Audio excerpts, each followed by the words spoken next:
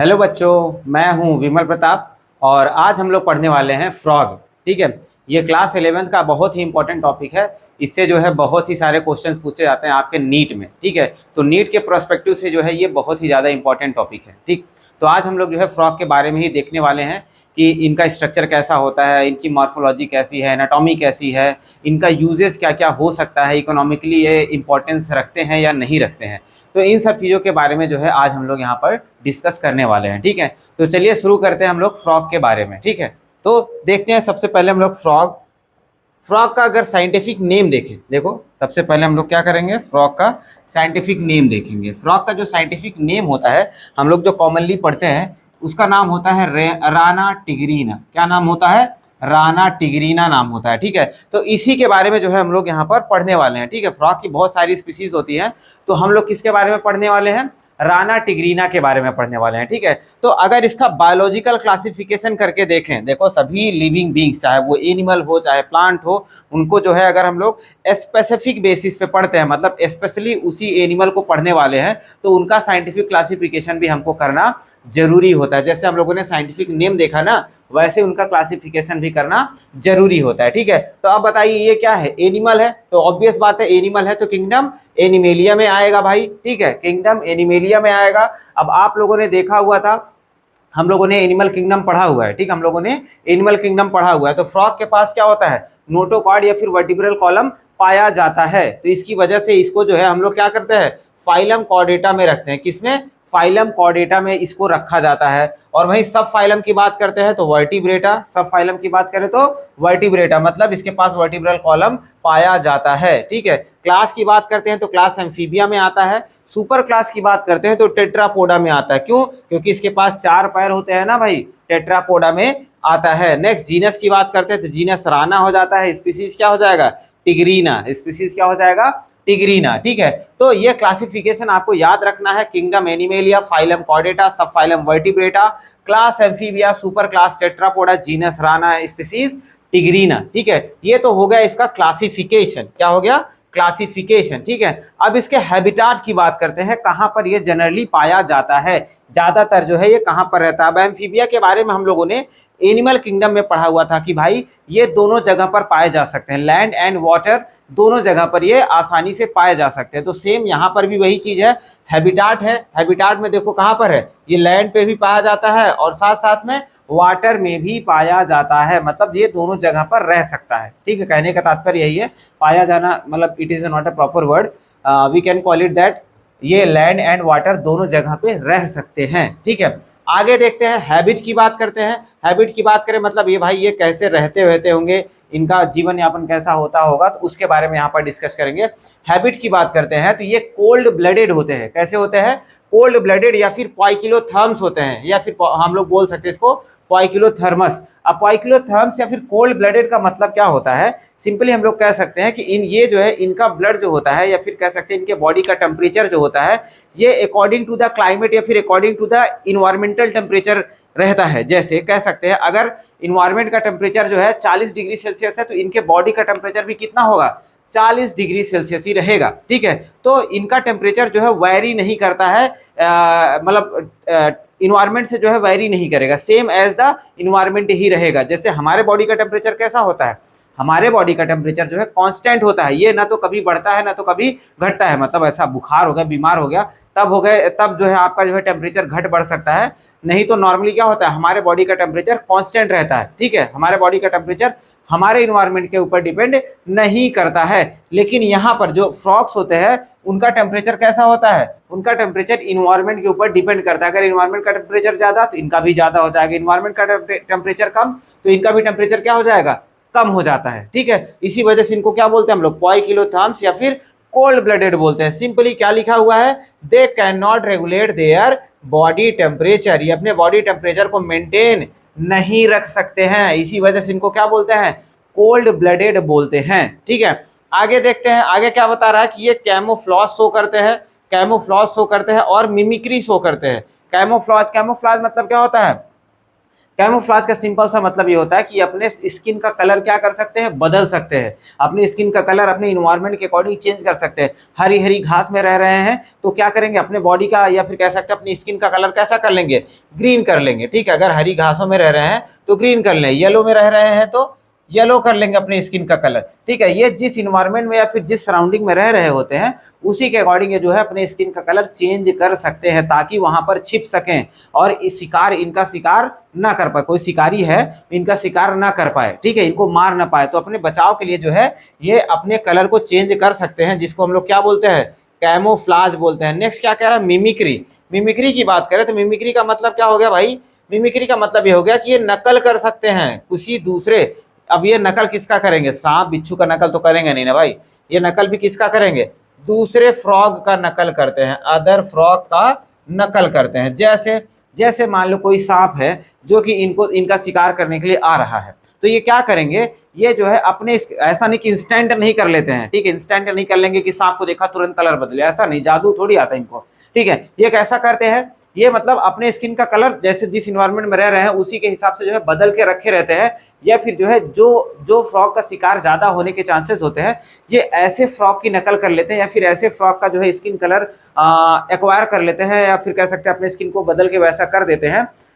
जो फ्रॉग्स या तो जहरीले होते हैं या तो खाने में स्वादिष्ट नहीं होते हैं, मतलब उनके अंदर कुछ न कुछ प्रॉब्लम्स होती है, कुछ वेनम्स होते हैं या फिर कुछ टॉक्सिन्स होते हैं, जिससे जो इनका शिकारी है उसको अच्छा नहीं लगेगा या फिर वो बीमार हो सकता है। तो जब उसका स्किन कलर ये लोग ले लेंगे तो उसी को क्या बोलते हैं, नकल करना। ये अपने मतलब कह सकते हैं दूसरे स्पीसीज के जैसा अपने स्किन के कलर को बदल लेते हैं। तो जब इनको मान लो जब इनका शिकारी देखेगा तो देखेगा, बोलेगा कि अरे भाई ये तो वही है जो कि बहुत गंदा टेस्ट में आता है, या फिर जो है इससे जहर फैल जाता है, तो इससे अच्छा है कि इसको मत ही खाओ।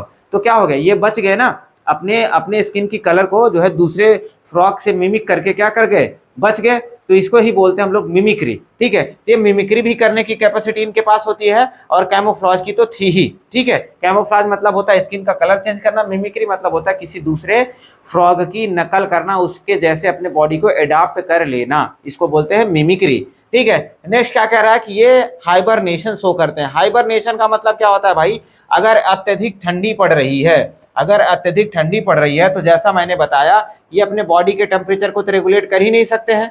मतलब अगर माइनस मान लो बाहर 1 डिग्री सेल्सियस टेम्परेचर हो चुका है बाहर, तो अब इनके स्किन का भी क्या हो जाएगा, फिर इनके बॉडी का भी टेम्परेचर क्या हो जाएगा, -1 डिग्री सेल्सियस होने लगेगा। तो बताओ -1 डिग्री सेल्सियस में तो इनकी बॉडी जैम हो जाएगी, फ्रीज हो जाएगी। तब उससे बचने के लिए क्या होते हैं, ये जो है दरारों में या मिट्टी के अंदर कहीं पर जा करके छुप जाते हैं, जहां पर जो है इनको थोड़ा थोड़ा गर्मी मिलती रहे, एकदम से ये फ्रीजिंग पॉइंट पे ना चले जाए। तो वहां पर जब ये जा करके सो जाते हैं, मतलब ऐसा समझ लो कि एकदम से कह सकते हैं स्लीपिंग स्टेज में चले जाते हैं। ठीक है, तो उसी को हम लोग बोलते हैं हाइबरनेशन। अगर ठंडी में जाकर के ये आराम अवस्था में जाते हैं तो उसको हम लोग बोलते हैं विंटर स्लीप या फिर हाइबरनेशन। अगर वहीं गर्मी के टाइम पर जो है ये स्लीपिंग स्टेज में जाते हैं तो उसको हम लोग क्या बोलते हैं, समर स्लीप या फिर एस्टिवेशन बोलते हैं। समर स्लीप या फिर एस्टिवेशन बोलते हैं। तो आपको ध्यान देना है, A for aestivation, S for summer, तो एस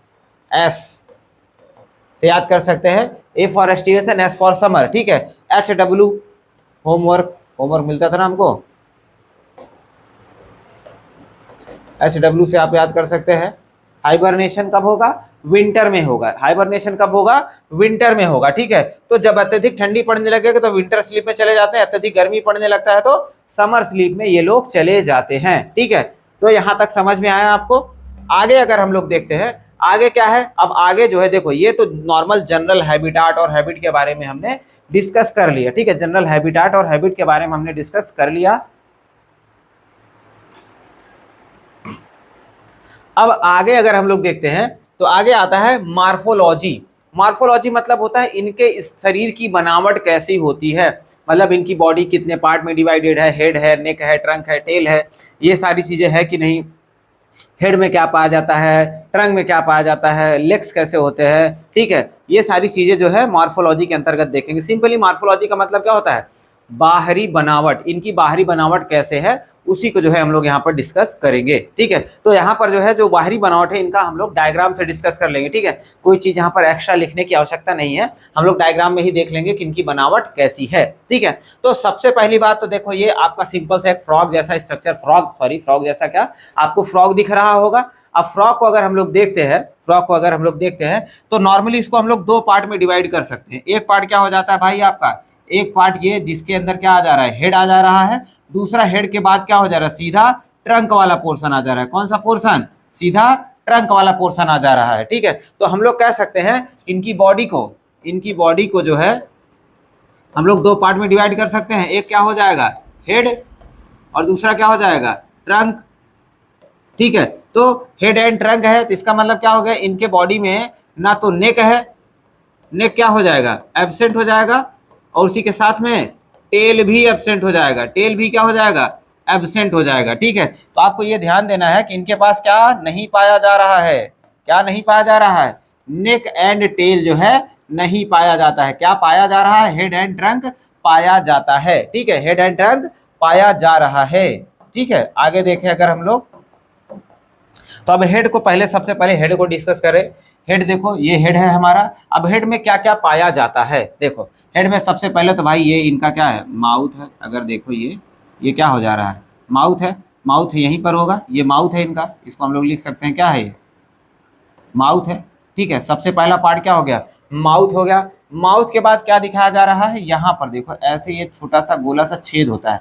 जैसे हम लोग की नाक नहीं होती, हम लोग की नाक तो बाहर निकली हुई है। ठीक है, इनकी नाक ऐसे बाहर नहीं निकली हुई है, इनके माउथ के ऊपर ही स्नाउट जो अलग कह सकते हैं, जो थूथन है, जो मुंह है, उसी के जस्ट ऊपर क्या होता है, दो छेद पाए जाते हैं दोनों तरफ। जैसे हमारे नाक में दोनों तरफ छेद है ना, वैसे इनके मुंह के ऊपर क्या होता है, ऐसे दो छेद पाए जाते हैं। ठीक है, ये यहाँ पर देखो ये छेद दिख रहा है, ये जो छेद होता है इसको हम लोग क्या बोलते हैं, नॉस्ट्रिल बोलते हैं। ठीक है, नॉस्ट्रिल, नॉस्ट्रिल मतलब होता है नासा द्वार, मतलब नाक का द्वार, जिसको हम लोग बोलते हैं नॉस्ट्रिल। ठीक है, अब नॉस्ट्रिल एक होगा कि दो होगा, हमारे कितने हैं, दो है ना। देखो ये नॉस्ट्रिल जो ओपनिंग होता है ना, उसी को नॉस्ट्रिल बोलते हैं। ठीक है, ओपनिंग को ही नॉस्ट्रिल बोलते हैं। इनके पास सीधा ओपनिंग ही पाया जाता है, तो नॉस्ट्रिल इसको बोल दिया। ये कैसा है, पेयर्ड है। पेयर्ड मतलब एक राइट साइड में और एक लेफ्ट साइड में पाया जाता है। ठीक है, ये हो गया आपका पहला पार्ट, हेड का पहला पार्ट, जिसको हम लोग क्या बोल दिए, नॉस्ट्रिल बोल दिए। एक हमने माउथ भी देखा था, चलो माउथ भी देखा था। ठीक है, नेक्स्ट देखते हैं तो आई है। नेक्स्ट क्या है, आई है। अब आई को देखें, अगर यहाँ पर देखो आई को मैंने रिप्रेजेंट करके दिखाया हुआ है। आई की बात करें अगर हम लोग, एक बार क्लियर कर देते हैं पूरा, आई को क्लियरली देखते हैं। आई की बात करते हैं तो आई कैसा है, थोड़ा सा बल्ज है।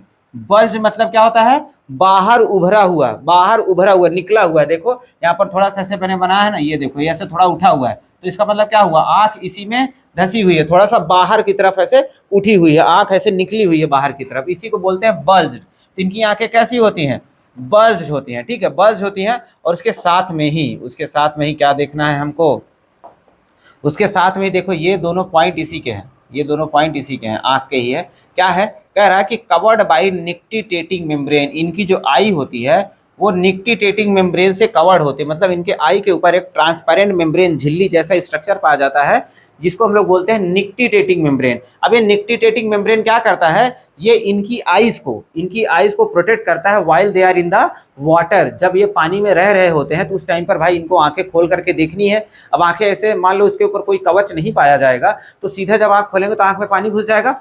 ठीक है, आंख में पानी घुस जाएगा, तो उससे बचने के लिए क्या हुआ, नेचर ने इनको निक्टिटेटिंग मेम्ब्रेन दे दिया, जिसके हेल्प से क्या होता है, पानी इनके डायरेक्ट आंखों के कांटेक्ट में नहीं आ पाता है, और ये प्रोटेक्शन मिल जाता है इनको जब ये पानी में रह रहे होते हैं। किसकी मदद से, निक्टिटेटिंग मेम्ब्रेन की मदद से। ठीक है, ये तो हो गया आई वाला पार्ट। अब आगे हम लोग देखते हैं, ये देखो ये आपको एक पार्ट दिख रहा है, ये क्या है, ये क्या है, इनका ईयर है। क्या है, ईयर है। देखो यहाँ पर लिखा मैंने, ये क्या है, इनका ईयर है। अब देखो ईयर कैसा बन गया भाई, इनको ईयर कैसे बोलने लगे, क्योंकि देखो हमारे पास क्या होता है, एक्सटर्नल ईयर पाया जाता है, ऐसे इनके पास एक्सटर्नल ईयर नहीं पाया जाता है। हमारे पास एक्सटर्नल ईयर के बाद क्या होता है, मिडिल ईयर होता है, और मिडिल ईयर पे ही क्या होता है, हमारा टिम्पैनम लगा होता है, जिसको हम लोग ईयर ड्रम भी बोलते हैं। तो यहाँ पर ऐसा मिडिल ईयर, एक्सटर्नल ईयर जैसा स्ट्रक्चर नहीं है, सीधा क्या हो जा रहा है, टिम्पैनम, सीधा क्या है, टिम्पैनम, कान का पर्दा ही सीधा स्किन पे लगा हुआ होता है, और जिसके ऊपर सारी वाइब्रेशन जाकर के गिरती हैं, और उसी से क्या होता है, ये सुनने का आभास कर पाते हैं, मतलब ये सुनते हैं उसी की मदद से। ठीक है, तो टिम्पैनम ही क्या होता है, इनके एक्सटर्नली ऐसे लगा होता है, जो कि क्या करता है, कान के जैसा बिहेव करता है, कान के जैसा बिहेव करता है। तो अगर पूछा जाए कि फ्रॉग के पास में ईयर कैसा होता है, तो टिम्पैनम ही जो है इनका ईयर होता है, वही जो है ईयर के जैसा एक्ट करता है। ये तो हो गया हेड वाला पोर्शन। क्या हो गया? हेड वाला पोर्शन हो गया। अब हम लोग जो है ट्रंक में मूव करते हैं। ठीक है, नेक्स्ट क्या मूव करेंगे हम लोग? ट्रंक में मूव करेंगे। ये क्या हो गया? आपका ट्रंक वाला पोर्शन हो गया। ठीक है, अब ट्रंक में जो है सबसे पहले हम लोग पीठ साइड में देखते हैं। देखो, ये पीठ साइड को हम लोग क्या बोलेंगे? डॉर्सल साइड बोलते हैं। क्या बोलते हैं? डॉर्सल साइड बोलते हैं। ये पेट साइड होता है, तो पेट को क्या बोलते हैं? वेंट्रल साइड बोलते हैं। क्या बोलते हैं? Ventral side. ये चीज ध्यान देना आपको, डॉर्सल एंड वेंट्रल साइड में। ठीक है, अब देखो क्या बता रहा है कि इनके बॉडी के ऊपर, जैसे हमारे बॉडी के ऊपर क्या पाया जाता है? स्किन। हमारे बॉडी के ऊपर भी तो स्किन पाया जाता है, वैसे इनके पास भी क्या होता है? स्किन पाया जाता है। क्या पाया जाएगा? स्किन पाया जाएगा। अब स्किन इनका कैसा है? स्किन स्मूथ है, मतलब एकदम चिकना है भाई, सॉफ्ट है, स्मूथ है, मॉइस्ट है। मॉइस्ट मतलब नम है, और उसके साथ में स्लिपरी है, चिकनी है। ठीक है, मतलब सॉफ्ट है, मॉइस्ट है, सॉफ्ट है और मॉइस्ट है, और उसके साथ में क्या है? स्लिपरी भी है, मतलब ऐसा छूने पर बहुत सॉफ्ट महसूस होगा आपको, और नम भी रहेगा, मतलब ऐसा लगेगा कि जैसे पानी लगा हुआ है। ठीक है, और स्लिपरी भी है, अगर उसके ऊपर कुछ ऐसा प्रेशर करने की कोशिश करो तो हाथ फिसल जाएगा। ठीक, उसी को बोलते हैं स्लिपरी होता है। अब स्लिपरी क्यों होता है भाई? क्योंकि इनके पास जो है कह सकते हैं, इनके स्किन के ऊपर जो है गॉबलेट सेल्स लगे होते हैं। क्या होते हैं? गॉबलेट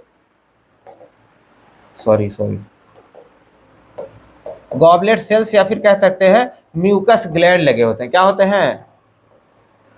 म्यूकस ग्लैंड्स लगे हुए होते हैं। अभी म्यूकस ग्लैंड क्या करते हैं? म्यूकस का सिक्रीशन करते हैं। म्यूकस मतलब क्या होता है? चिपचिपा पदार्थ। म्यूकस मतलब चिपचिपा पदार्थ। अब ये स्किन के ऊपर पूरा ऐसा चिपचिपा पदार्थ जब सिक्रीट करके रखेगा, तो जब भी आप इसको पकड़ना चाहोगे तो क्या होगा? स्लिप कर जाएगा।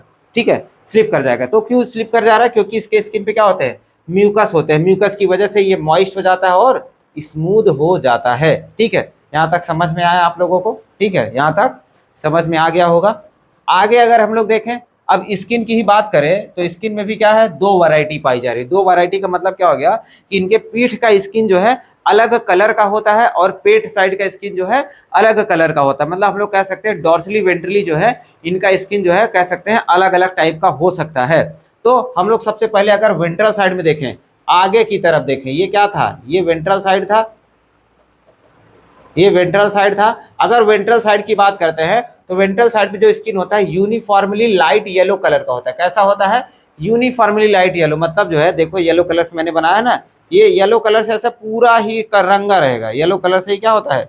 ये पूरा कलर्ड होता है। येलो कलर से ही पूरा ये कलर्ड होता है ऐसे। ठीक है, ऐसे येलो कलर से पूरा आगे की तरफ जो है कलर्ड होता है, जिसको हम लोग क्या बोल रहे हैं? यूनिफॉर्मली लाइट येलो कलर्ड होता है। ठीक है, आगे की तरफ पेट की साइड की बात कर रहा है। और वहीं डॉर्सल साइड की बात करें, पीठ की साइड में बात करते हैं, तो पीठ की साइड का जो स्किन होता है वो ऑलिव ग्रीन कलर का होता है। कैसा होता है? ऑलिव ग्रीन कलर का होता है। देखो स्पॉट्स मैंने बनाया है, वो स्पॉट्स तो अलग चीज है, लेकिन पूरी स्किन ही कैसी होती है इनकी? पूरी स्किन ही कैसी होती है? ऑलिव ग्रीन कलर की। ऐसे ऑलिव ग्रीन कलर की जो है पूरी स्किन पीछे की तरफ होती है। ठीक है, ऐसे ऑलिव ग्रीन कलर की हो जाएगी। ठीक है, अब ऑलिव ग्रीन कलर की तो है ही, उसके साथ साथ में क्या करा है? डार्क इरेगुलर स्पॉट्स भी पाए जाते हैं। डार्क इरेगुलर स्पॉट्स, देखो यहाँ पर मैंने बनाया ना, ये इरेगुलर स्पॉट है ना, मतलब ऐसा कोई स्पॉट का साइज जो है फिक्स नहीं है, इरेगुलर है। मतलब ऐसा कह सकते हैं कोई छोटा है, कोई बड़ा है, कोई चौड़ा है, कोई पतला है, ऐसे जो है रैंडम जो है इरेगुलर स्पॉट्स भी जो है इनके डॉर्सल साइड स्किन पे पाए जाते हैं। ठीक है, तो अब स्किन से आपको पता चल गया कि वेंट्रल साइड में क्या होता है? स्किन थोड़ा सा लाइट येलो कलर का होता है, और वही पोस्टीरियर साइड पे या फिर डॉर्सल साइड पे बात करते हैं, तो स्किन जो होता है ऑलिव ग्रीन कलर का होता है, और उसके ऊपर क्या होते हैं? डार्क इरेगुलर स्पॉट्स पाए जाए। स्पॉट्स मतलब धब्बे। ठीक है, स्पॉट्स मतलब धब्बे। ठीक है, तो ऐसे धब्बे जैसा स्ट्रक्चर जो है पाया जाता है। ठीक है, ये तो हो गया पीठ वाला साइड, ये पीठ वाला साइड हो गया। अब हम लोग आगे देखते हैं, आगे की तरफ अगर हम लोग देखें, तो इनके क्या होता है? इनके पास लेग्स प्रेजेंट है। देखो ये क्या है? लेग है, ये ऐसे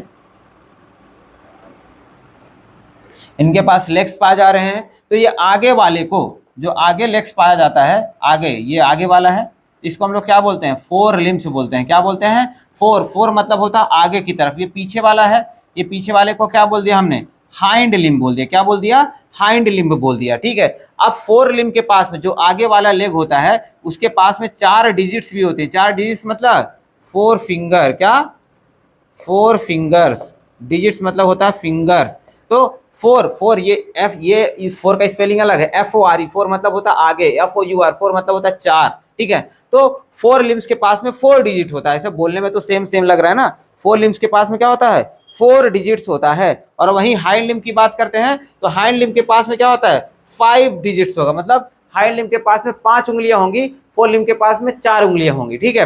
अब आगे क्या कह रहा है, जो हाइंड लिम्ब होता है वो वेब्ड होता है, इसको समझिएगा। वेब्ड का मतलब क्या होता है इसको समझिएगा। देखो हाइंड लिम्ब को मैं यहाँ पे बना दूं, मान लो ऐसे है, 5 उंगलियां ऐसे बना देते हैं, ठीक है, ये हाइंड लिम्ब हो गया। अब क्या कह रहा है कि हाइंड लिम्ब कैसा है, वेब्ड है। वेब्ड मतलब होता है भाई इसमें ऐसे पतले पतले जाली पाई जाते हैं, क्या पाया जा रहा है, ऐसे ऐसे पतले पतले जाली पाई जाती है, ठीक है, इसी को बोलते हैं वेब्ड होना। इससे क्या हो जाएगा, जब ऐसे ऐसे पतले पतले जाली पाई जाएगी इसमें, तो इससे क्या होगा, जब ये पानी में तैरेंगे तो इनका पैर कैसा काम करता है, चप्पू के जैसा काम करता है, पानी को पीछे धकेलने में हेल्प करता है, तो ये तैर पाते हैं इसकी मदद से। इसकी मदद से क्या कर पाते हैं, तैर पाते हैं, ठीक है। वहीं अगर 4 लिम्ब की बात करते हैं, वहीं अगर 4 लिम्ब की बात करेंगे तो 4 लिम्ब में क्या हो जाता है, 4 लिम्ब में 4 डिजिट्स है, ठीक है। 4 लिम्ब में क्या है, 4 डिजिट है और इसमें कोई वेब नहीं पाया जाता, तो इसको हम लोग क्या बोलते हैं, नॉट वेब्ड। क्या बोलते हैं, नॉट वेब्ड। 4 लिम्ब क्या होता है, उसमें कोई भी जाल नहीं पाया जाता है, ठीक है। तो यहाँ पे क्या हो जाएगा, ऐसे जाल पाया जाएगा, यहाँ पर क्या होगा, ऐसे जाल। 4 हाइंड लिम्ब में ऐसे जाल जैसा स्ट्रक्चर पाया जाएगा, 4 लिम्ब में ऐसा कुछ भी नहीं पाया जाता है, ठीक है। 4 लिम्ब में ऐसा कुछ भी नहीं पाया जाएगा। लेकिन 4 लिम्ब में एक विशेष स्ट्रक्चर पाया जाता है। 4 लिम्ब्स के जो इंडेक्स फिंगर होता है, ठीक है, जो पहला फिंगर होता है उसके अंदर एक स्पेशल स्ट्रक्चर पाया जाता है, जिसको हम लोग क्या बोलते हैं, देखो यहाँ पर ये पहला फिंगर है, ये पहला फिंगर, देखो पहले फिंगर में क्या हो गया, ये ऐसा कुछ स्ट्रक्चर पाया जाता है, देखो, जो कि मैंने अलग कलर से दिखाया भी है, देखो अलग कलर से दिखाया ना, ये ब्लू कलर से दिख रहा होगा आपको, ठीक है। तो अब ये जो स्ट्रक्चर होता है जो पहली उंगली में पाया जाता है, इनके 4 फिंगर में जो है ऐसे रफ स्ट्रक्चर पाया जाता है, जिसको हम लोग बोलते हैं कॉपुलेटरी पैड्स। क्या बोलते हैं, कॉपुलेटरी। कॉपुलेटरी मतलब होता है, कॉपुलेशन मतलब होता है, कह सकते हैं मेटिंग करना, सेक्सुअल इंटरकोर्स जिसको बोल सकते हैं, ठीक है। कॉपुलेशन मतलब कह सकते हैं रिप्रोडक्शन के प्रोसेस को प्रोसीड करना, उसको बोलते हैं कॉपुलेशन, ठीक है। तो यहाँ पर जो ये क्या होता है, ये जो कॉपुलेटरी पैड होता है ये सिर्फ और सिर्फ मेल में पाया जाता है। किस में पाया जाता है, सिर्फ और सिर्फ मेल में पाया जाता है। तो ये क्या करता है, जब मेल के अंदर ऐसे दोनों तरफ, एक मतलब राइट एंड लेफ्ट दोनों लिम्स होंगे ना, 4 लिम्स, तो दोनों के पास जो है 4 लिम्ब के पास में कॉपुलेटरी पैड्स पाया जाता है। तो ड्यूरिंग द सेक्सुअल रिप्रोडक्शन या फिर मेटिंग बोल सकते हैं, जब सेक्सुअल इंटरकोर्स होता है उस टाइम पे क्या होता है, ये फीमेल को जो है पकड़ने में हेल्प करता है, ठीक है। फीमेल के ऊपर, फीमेल क्या होती है, ऐसे नीचे बैठ जाती है और मेल जो है उसके ऊपर बैठ करके उसको ऐसे पकड़ सकता है, ठीक है, पकड़ सकता है, तो पकड़ने में हेल्प करता है, ठीक है, पकड़ने में हेल्प करता है। ये कॉपुलेटरी पैड क्या करता है, मेल के अंदर ही पाया जाता है, जो कि क्या करता है, पॉपुलेशन में हेल्प करता है, या फिर हेल्प इन द रिप्रोडक्शन में ये हेल्प करते हैं, ठीक है, रिप्रोडक्शन में ये हेल्प करते हैं, ठीक है। तो ये समझ में आ गया आपको, ठीक है। अब लिम्स को देखो, लिम्स क्या कर रहा है भाई, लिम्स किस किस में हेल्प कर रहा है, स्विमिंग में हेल्प कर रहा है, पानी में रहेगा तो स्विमिंग करेगा, ठीक है, जमीन पर रहेगा तो चलने में हेल्प करेगा। लीपिंग मतलब होता है कूदना, लीपिंग मतलब क्या होता है, कूदना, फ्रॉक कूद कूद के चलता है ना, तो ये लिम्स की मदद से ही कूदता है, ठीक है। नेक्स्ट है बरोइंग। बरोइंग मतलब होता है गड्ढे खोदना या फिर बिल खोदना, ठीक है। तो कभी जब इनको जो है तालाब वालाब के किनारे रहना होता है तो वहां पर क्या करते हैं, गड्ढा खोद करके, बिल खोद करके उसमें रहते हैं, तो ये लिम्स ही जो है मदद करता है, ठीक है। समझ में आया आप लोगों को? अगर कॉपुलेटरी पैड नहीं समझा है तो आप लोग कमेंट सेक्शन में पूछेगा, मैं फिर से समझा दूंगा। इंडेक्स फिंगर में जो है ये कॉपुलेटरी पैड्स पाए जाते हैं, सिर्फ और सिर्फ मेल में होता है। ये रिप्रोडक्शन के टाइम पे हेल्प करता है, फीमेल को पकड़ने में मदद करता है, ठीक है। फीमेल को पकड़ेगा फिर जा करके जो है ये मेल और फीमेल दोनों अपने गैमीट को रिलीज कर पाते हैं, ठीक है। और तो बाकी सब चीज़ें ईजी ही थी, ठीक है। नेक्स्ट, अब मार्फोलॉजी के बाद अगर आए हम लोग तो अब नेक्स्ट पॉइंट एक आता है हमारा नोट पॉइंट आता है। नोट पॉइंट आता है, नोट पॉइंट में क्या बता रहा है भाई, नोट पॉइंट में क्या बता रहा है,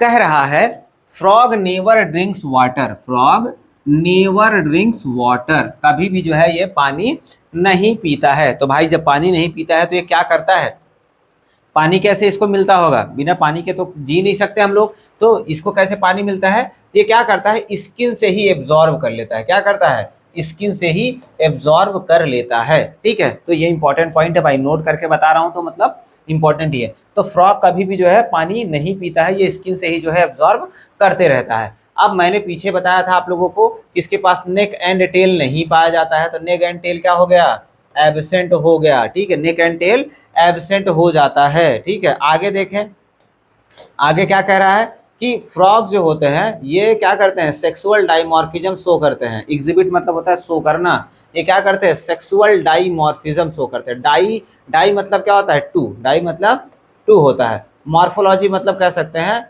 बनावट, मतलब जो बॉडी की बनावट होती है उसको कह सकते हैं मॉर्फोलॉजी, बॉडी टाइप।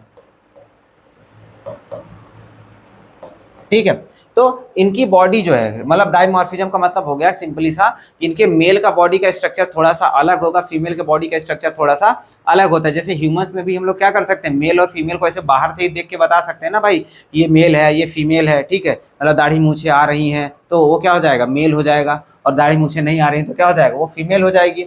मेल अगर ह्यूमंस के केस में देखते हैं तो यहाँ पर भी क्या होता है, ये सेक्सुअल डाइमॉर्फिज्म देखने के लिए मिलता है। मतलब बाहर से ही आप शारीरिक संरचना को देख करके ही बता सकते हो कि ये कैसे होंगे, ये मेल होगा या फिर ये फीमेल होगा। तो कैसे बता सकते हैं भाई, देखो मेल के पास, मेल और मतलब देखो डाइमॉर्फिज्म का सिंपल मतलब मैंने यहाँ पर बताया है, मेल एंड फीमेल को क्या कर सकते हैं हम लोग, डिस्टिंग्विश करते हैं, मतलब डिफ्रेंशिएट कर सकते हैं फिजिकल अपीयरेंस है, मतलब बॉडी के बनावट को देख करके ही क्या कर सकते हैं, बता सकते हैं मेल है या फिर फीमेल है। तो देखो डिफरेंस क्या होता है, जो मेल फ्रॉग होता है, जो मेल फ्रॉग होता है उसके पास साउंड प्रोड्यूसिंग वोकल कॉर्ड होते हैं। क्या होते हैं, साउंड प्रोड्यूसिंग वोकल कॉर्ड, मतलब उसके गले में जो है स्पेशल वोकल कॉर्ड होते हैं जो कि साउंड प्रोड्यूस करते हैं। आप लोगों ने बारिश के मौसम में देखा होगा ना, मेढक क्या करते हैं, टर टर टर रात भर करते रहते हैं।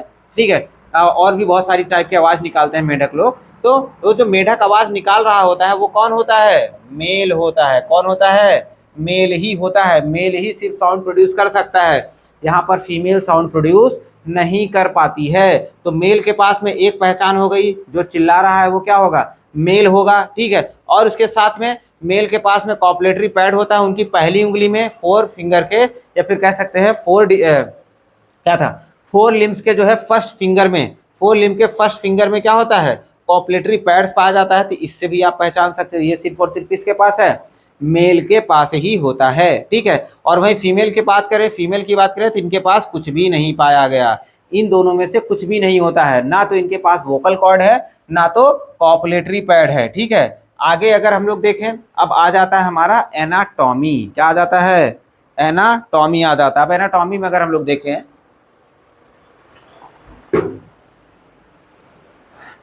एनाटॉमी में क्या है भाई, एनाटॉमी मतलब होता है कि इंटरनल फंक्शन या फिर कह सकते हैं इंटरनल स्ट्रक्चर की बनावट। ठीक है, एनाटॉमी सिंपली क्या हो जाता है, इंटरनल स्ट्रक्चर की बनावट, और उनके थोड़ा सा फंक्शन के बारे में भी यहाँ पर डिस्कस करते चलेंगे हम लोग। ठीक है, तो मॉर्फोलॉजी मतलब होता है बाहरी बनावट, एनाटॉमी मतलब होता है इंटरनल, मतलब आंतरिक बनावट, आंतरिक बनावट। ठीक है, इंटरनल स्ट्रक्चर कह सकते हैं हम लोग।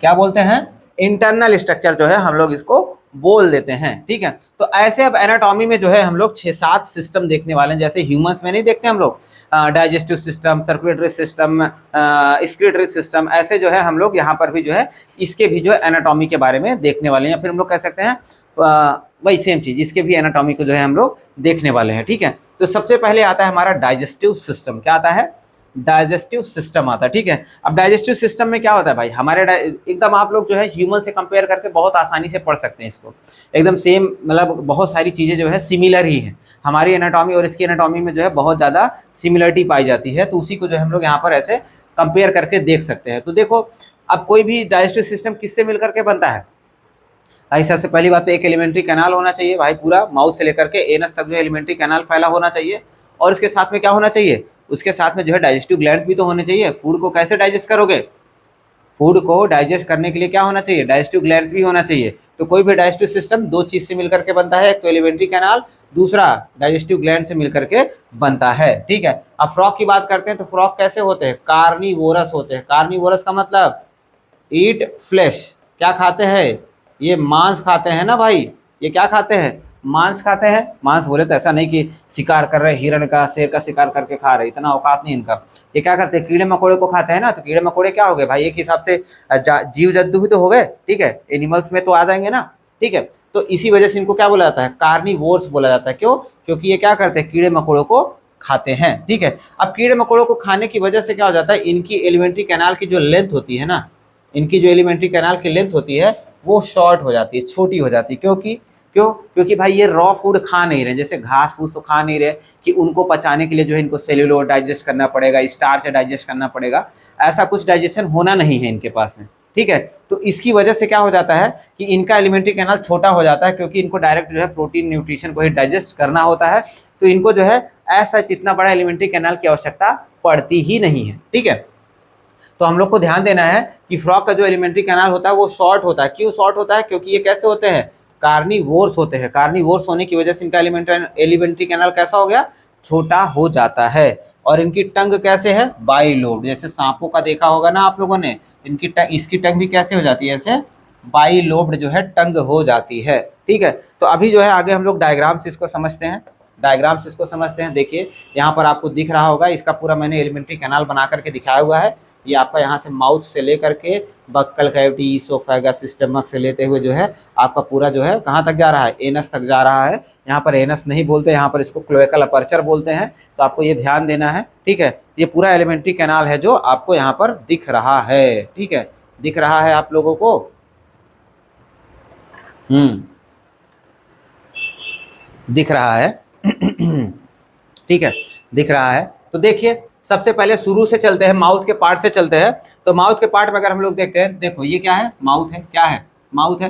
माउथ के पहले माउथ में क्या होता है, टंग पाया जाता है। तो टंग को मैंने क्या बताया, ये बाइलोब्ड होता है। बाइलोब्ड देखो ना, ऐसे है, बाइलोब्ड है, ठीक है। टंग कैसा है, बाइलोब्ड होता है। अब माउथ जो है जाकर के किस में खुल रहा है, बक्कल कैविटी में। किसमें, बक्कल कैविटी में। किसमें खुल रहा है, बक्कल कैविटी में जाकर के खुलता है। बक्कल कैविटी आगे कहाँ प्रोसीड करेगा, बक्कल कैविटी जो है आगे प्रोसीड करेगा फेरिंग्स में। हमारा भी क्या होता है, हमारा भी माउथ होता है, फिर बक्कल कैविटी आता है, फिर क्या आता है, पीछे फेरिंग्स आता है ना, पीछे की तरफ। ऐसे इनके पास भी फेरिंग्स आता है। फेरिंग्स के बाद क्या आता है, हमारा ईसोफेगस।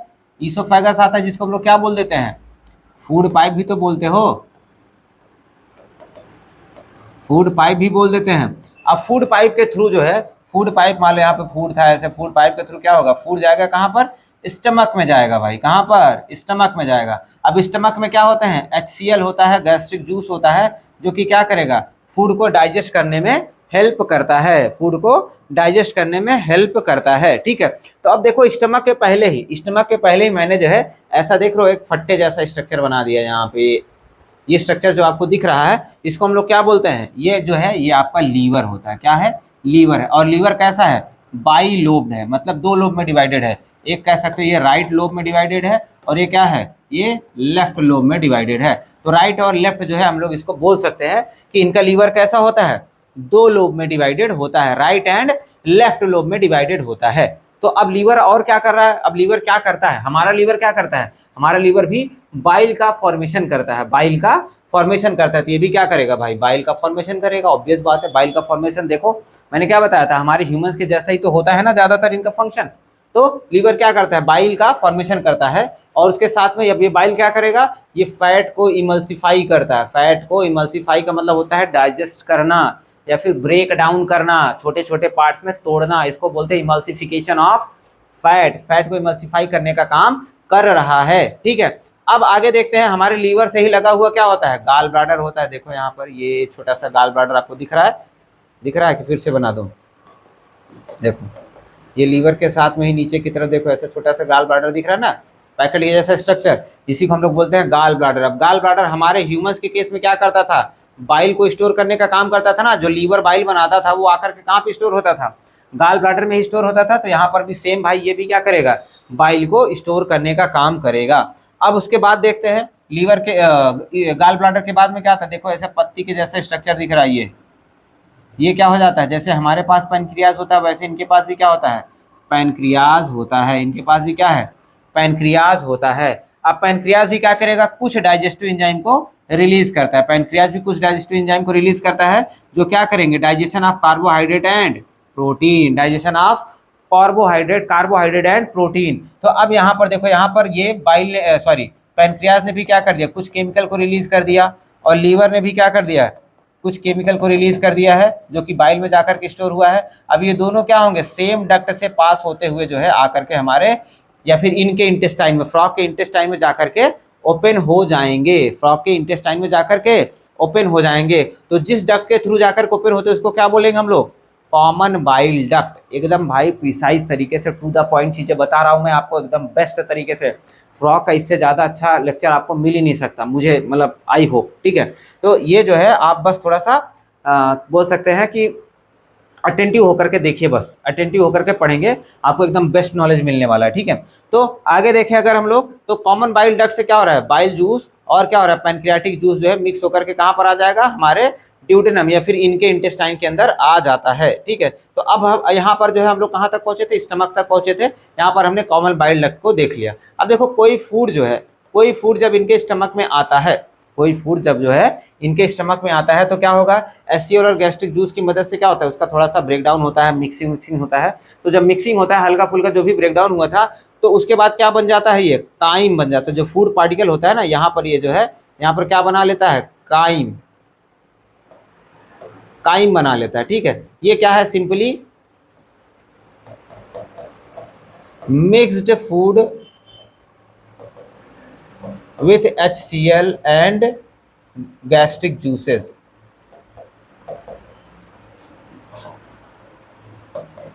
ठीक है। गैस्ट्रिक जूसेस और HCl से मिक्स होकर के जो है ये काइम बना हुआ है, ठीक है। ये थोड़ा सा ब्रोकन फूड है, ठीक है, ब्रोकन फूड है, ठीक है। अब यहाँ पर क्या होगा, अब यहाँ पर क्या होगा भाई, ये काइम जो है आगे की तरफ बढ़ेगा, ड्यूडेनम में जाएगा। ड्यूडेनम में क्या है, ड्यूडेनम में जो है आपका बाइल जूस भी आ रहा है, और आप क्या क्या आ रहा है, आपका पैनक्रियाटिक जूस भी आ रहा है, बाइल जूस और पैनक्रियाटिक जूस भी आ रहा है। तब ड्यूडेनम में क्या होगा, फूड का और अच्छे से ब्रेक डाउन होगा। फिर उसके बाद जो है थोड़ा आगे बढ़ेगा, ड्यूडेनम के बाद जो है, अब यहाँ पर देखो इंटेस्टाइन को जो है ऐसा बहुत सारे पार्ट में डिवाइड नहीं किया गया है। ड्यूडेनम के बाद सीधा उसको इंटेस्टाइन बोला जा रहा है। तो ड्यूडेनम के बाद पास करेगा इंटेस्टाइन में, इंटेस्टाइन में और थोड़ा ब्रेकडाउन होगा, फिर एब्जॉर्प्शन वगैरह होगा, न्यूट्रिशन का जो भी एब्जॉर्ब होना होगा। फिर उसके बाद पास होते हुए कहाँ चला जाता है, रेक्टम में। कहाँ चला जाएगा, रेक्टम में। जो अनडाइजेस्टेड फूड रहेगा वो रेक्टम में चला जाएगा। फिर रेक्टम से क्या होगा भाई, रेक्टम से सीधा क्लोएकल पार्ट में जाएगा, क्लोएका में जाएगा, फिर क्लोएकल अपर्चर के थ्रू क्या होगा, ये बाहर पास आउट हो जाएगा, वेस्ट मटेरियल को बाहर निकाल दिया जाएगा, ठीक है। यहाँ तक समझ में आया आप लोगों को, ठीक। आगे देखो थोड़ा सा, अगर नहीं समझा रहेगा फिर से एक बार थोड़ा रिवाइज करके देख लेना आप लोग पीछे करके। फूड कहाँ से गया, माउथ, माउथ से हमने खाया, बकल कैविटी, फायरिंग से आया, फायरिंग सीसोफेगस, सीसोफेगस स्टमक में आया, स्टमक में HCl और गैस्ट्रिक जूस था, ठीक है, जो कि मिक्स करके क्या बना लेता है, काइम बना लेता है। क्या बनाता है, काइम बना लेता है। अब ये काइम पास होता है, जाएगा ड्यूडेनम में। ड्यूडेनम में क्या है, कॉमन बाइल डक्ट कनेक्टेड है, जो कि क्या लेकर के आती है, पैनक्रियाटिक जूस लेकर के आती है और बाइल जूस लेकर के आती है, जो कि क्या करेगा, फूड को और फर्दर ब्रेक डाउन करेगा। फिर वहां से पास होकर के इंटेस्टाइन में, फिर वहां से पास होकर के रेक्टम में, रेक्टम से चला गया कहाँ पे, क्लोएका में। क्लोएका के आगे क्लोएकल अपर्चर है, क्लोएकल अपर्चर से क्या हो जाएगा, बाहर चला जाएगा, आउटसाइड, ठीक है। क्या चला जाएगा, आउटसाइड चला जाएगा, ठीक है। अभी समझ में आ गया होगा, ठीक है। अब देखो क्या कह रहा है, आगे देखिएगा। अनडाइजेस्टेड सॉलिड फूड, जो अनडाइजेस्टेड सॉलिड फूड मान लो जो पचा ही नहीं, जो खाना ब्रेकडाउन नहीं हुआ, वो क्या होता है, वो चला जाएगा कहाँ पर, रेक्टम में। मैंने आपको बताया कहाँ पर जाता है, रेक्टम में जाता है। फिर रेक्टम के आगे क्या होता है, क्लोएका के थ्रू बाहर चला जाता है, ये क्लोएका में आएगा, फिर क्लोएका से क्लोएकल अपर्चर के थ्रू क्या हो जाएगा, बाहर चला जाएगा, ठीक है। ये थोड़ा सा मैंने अलग से बता दिया है ये पॉइंट को। अब आगे क्या कह रहा है, जो डाइजेस्टेड फूड होगा, जो डाइजेस्टेड फूड होता है उसको क्या किया जाएगा, एब्जॉर्ब किया जाएगा। अगर यहाँ पर जो है इंटेस्टाइन को मैं थोड़ा सा जूम कर दूं, इंटेस्टाइन को, ये मान लो ये इंटेस्टाइन की वॉल है, ठीक है। इंटेस्टाइन की वॉल में क्या होगा, ये जो है पतले पतले विलाइज एंड माइक्रो विलाइज पाए जाते हैं, ठीक है। देखो जैसे मान लीजिए विलाई हो गया ऐसे, ठीक है। अब ये विलाइज के ऊपर क्या होते हैं, और भी पतले पतले जो है माइक्रो विलाइज पाए जाते हैं ऐसे, ये ऐसे इसके ऊपर पाए जाते हैं,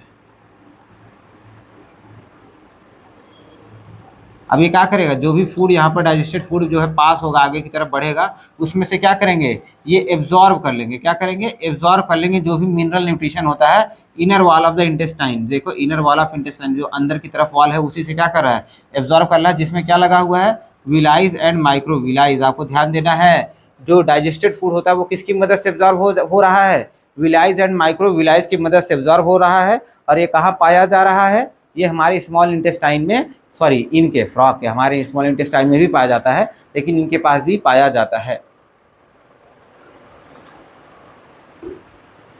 ठीक है, आगे अगर हम लोग देखें, आगे क्या है, आगे आप देखते हैं हम लोग रेस्पिरेटरी सिस्टम। क्या आता है, नेक्स्ट सिस्टम आता है आपका रेस्पिरेटरी सिस्टम। आपका डाइजेस्टिव सिस्टम जो है यहाँ पर खत्म हो चुका है। रेस्पिरेटरी सिस्टम की बात करते हैं तो भाई हम लोग क्या करते हैं, श्वसन प्रक्रिया करते हैं ना, सांस लेते हैं। तो वैसे ये भी क्या करते हैं, सांस लेते हैं। तो सांस लेने के लिए ये लोग क्या करेंगे भाई, अब ये जमीन और पानी दोनों जगह पर रहते हैं, ध्यान देना है आपको, जमीन और पानी दोनों जगह पर रहते हैं। तब दोनों जगह पे सांस लेने के लिए नेचर ने इनको जो है कुछ स्पेशल प्रॉपर्टी दिया हुआ। क्या है भाई, देखो क्या है, देखो ये जमीन पे भी रेस्पायर कर सकते हैं, साथ में वाटर में भी रेस्पायर कर सकते हैं, और दो अलग अलग तरीके से रेस्पायर करते हैं, दो अलग अलग तरीके से रेस्पायर करने का काम करते हैं।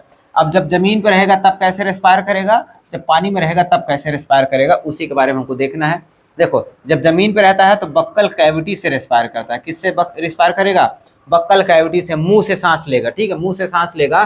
ठीक है, उसके साथ साथ में स्किन से भी सांस लेता है। देखो एक पॉइंट ये भी है, स्किन से भी, बक्कल कैविटी से तो सांस ले ही रहा है, उसके साथ में स्किन से भी सांस लेता है। जब बाहर है तब, पानी के बाहर जमीन पे रह रहा है तब स्किन से भी सांस ले रहा है। मतलब सांस लेने का मतलब यहाँ पर गैसियस एक्सचेंज है, स्किन से भी गैसियस एक्सचेंज ये कर रहा है। ठीक है, और लंग्स से, और क्या कर रहा है, लंग्स से गैसेस एक्सचेंज कर रहा है। मतलब मुंह में बक्कल कैविटी से भी गैसेस एक्सचेंज कर ले रहा है, बाहर स्किन से भी कर ले रहा है, उसके साथ साथ में लंग्स से भी गैसेस एक्सचेंज कर रहा है। तो यहाँ पर लंग्स इन्वॉल्व हो गया है भाई, लंग्स इन्वॉल्व हो गया है, तो इसकी वजह से इस टाइप के रेस्पिरेशन को, जो जमीन पर रेस्पिरेशन होता है, इसको क्या बोलते हैं, पल्मोनरी रेस्पिरेशन बोलते हैं। लंग्स का इन्वॉल्वमेंट हो गया है, इसकी वजह से इसको जो है पल्मोनरी रेस्पिरेशन बोल दिया जाता है।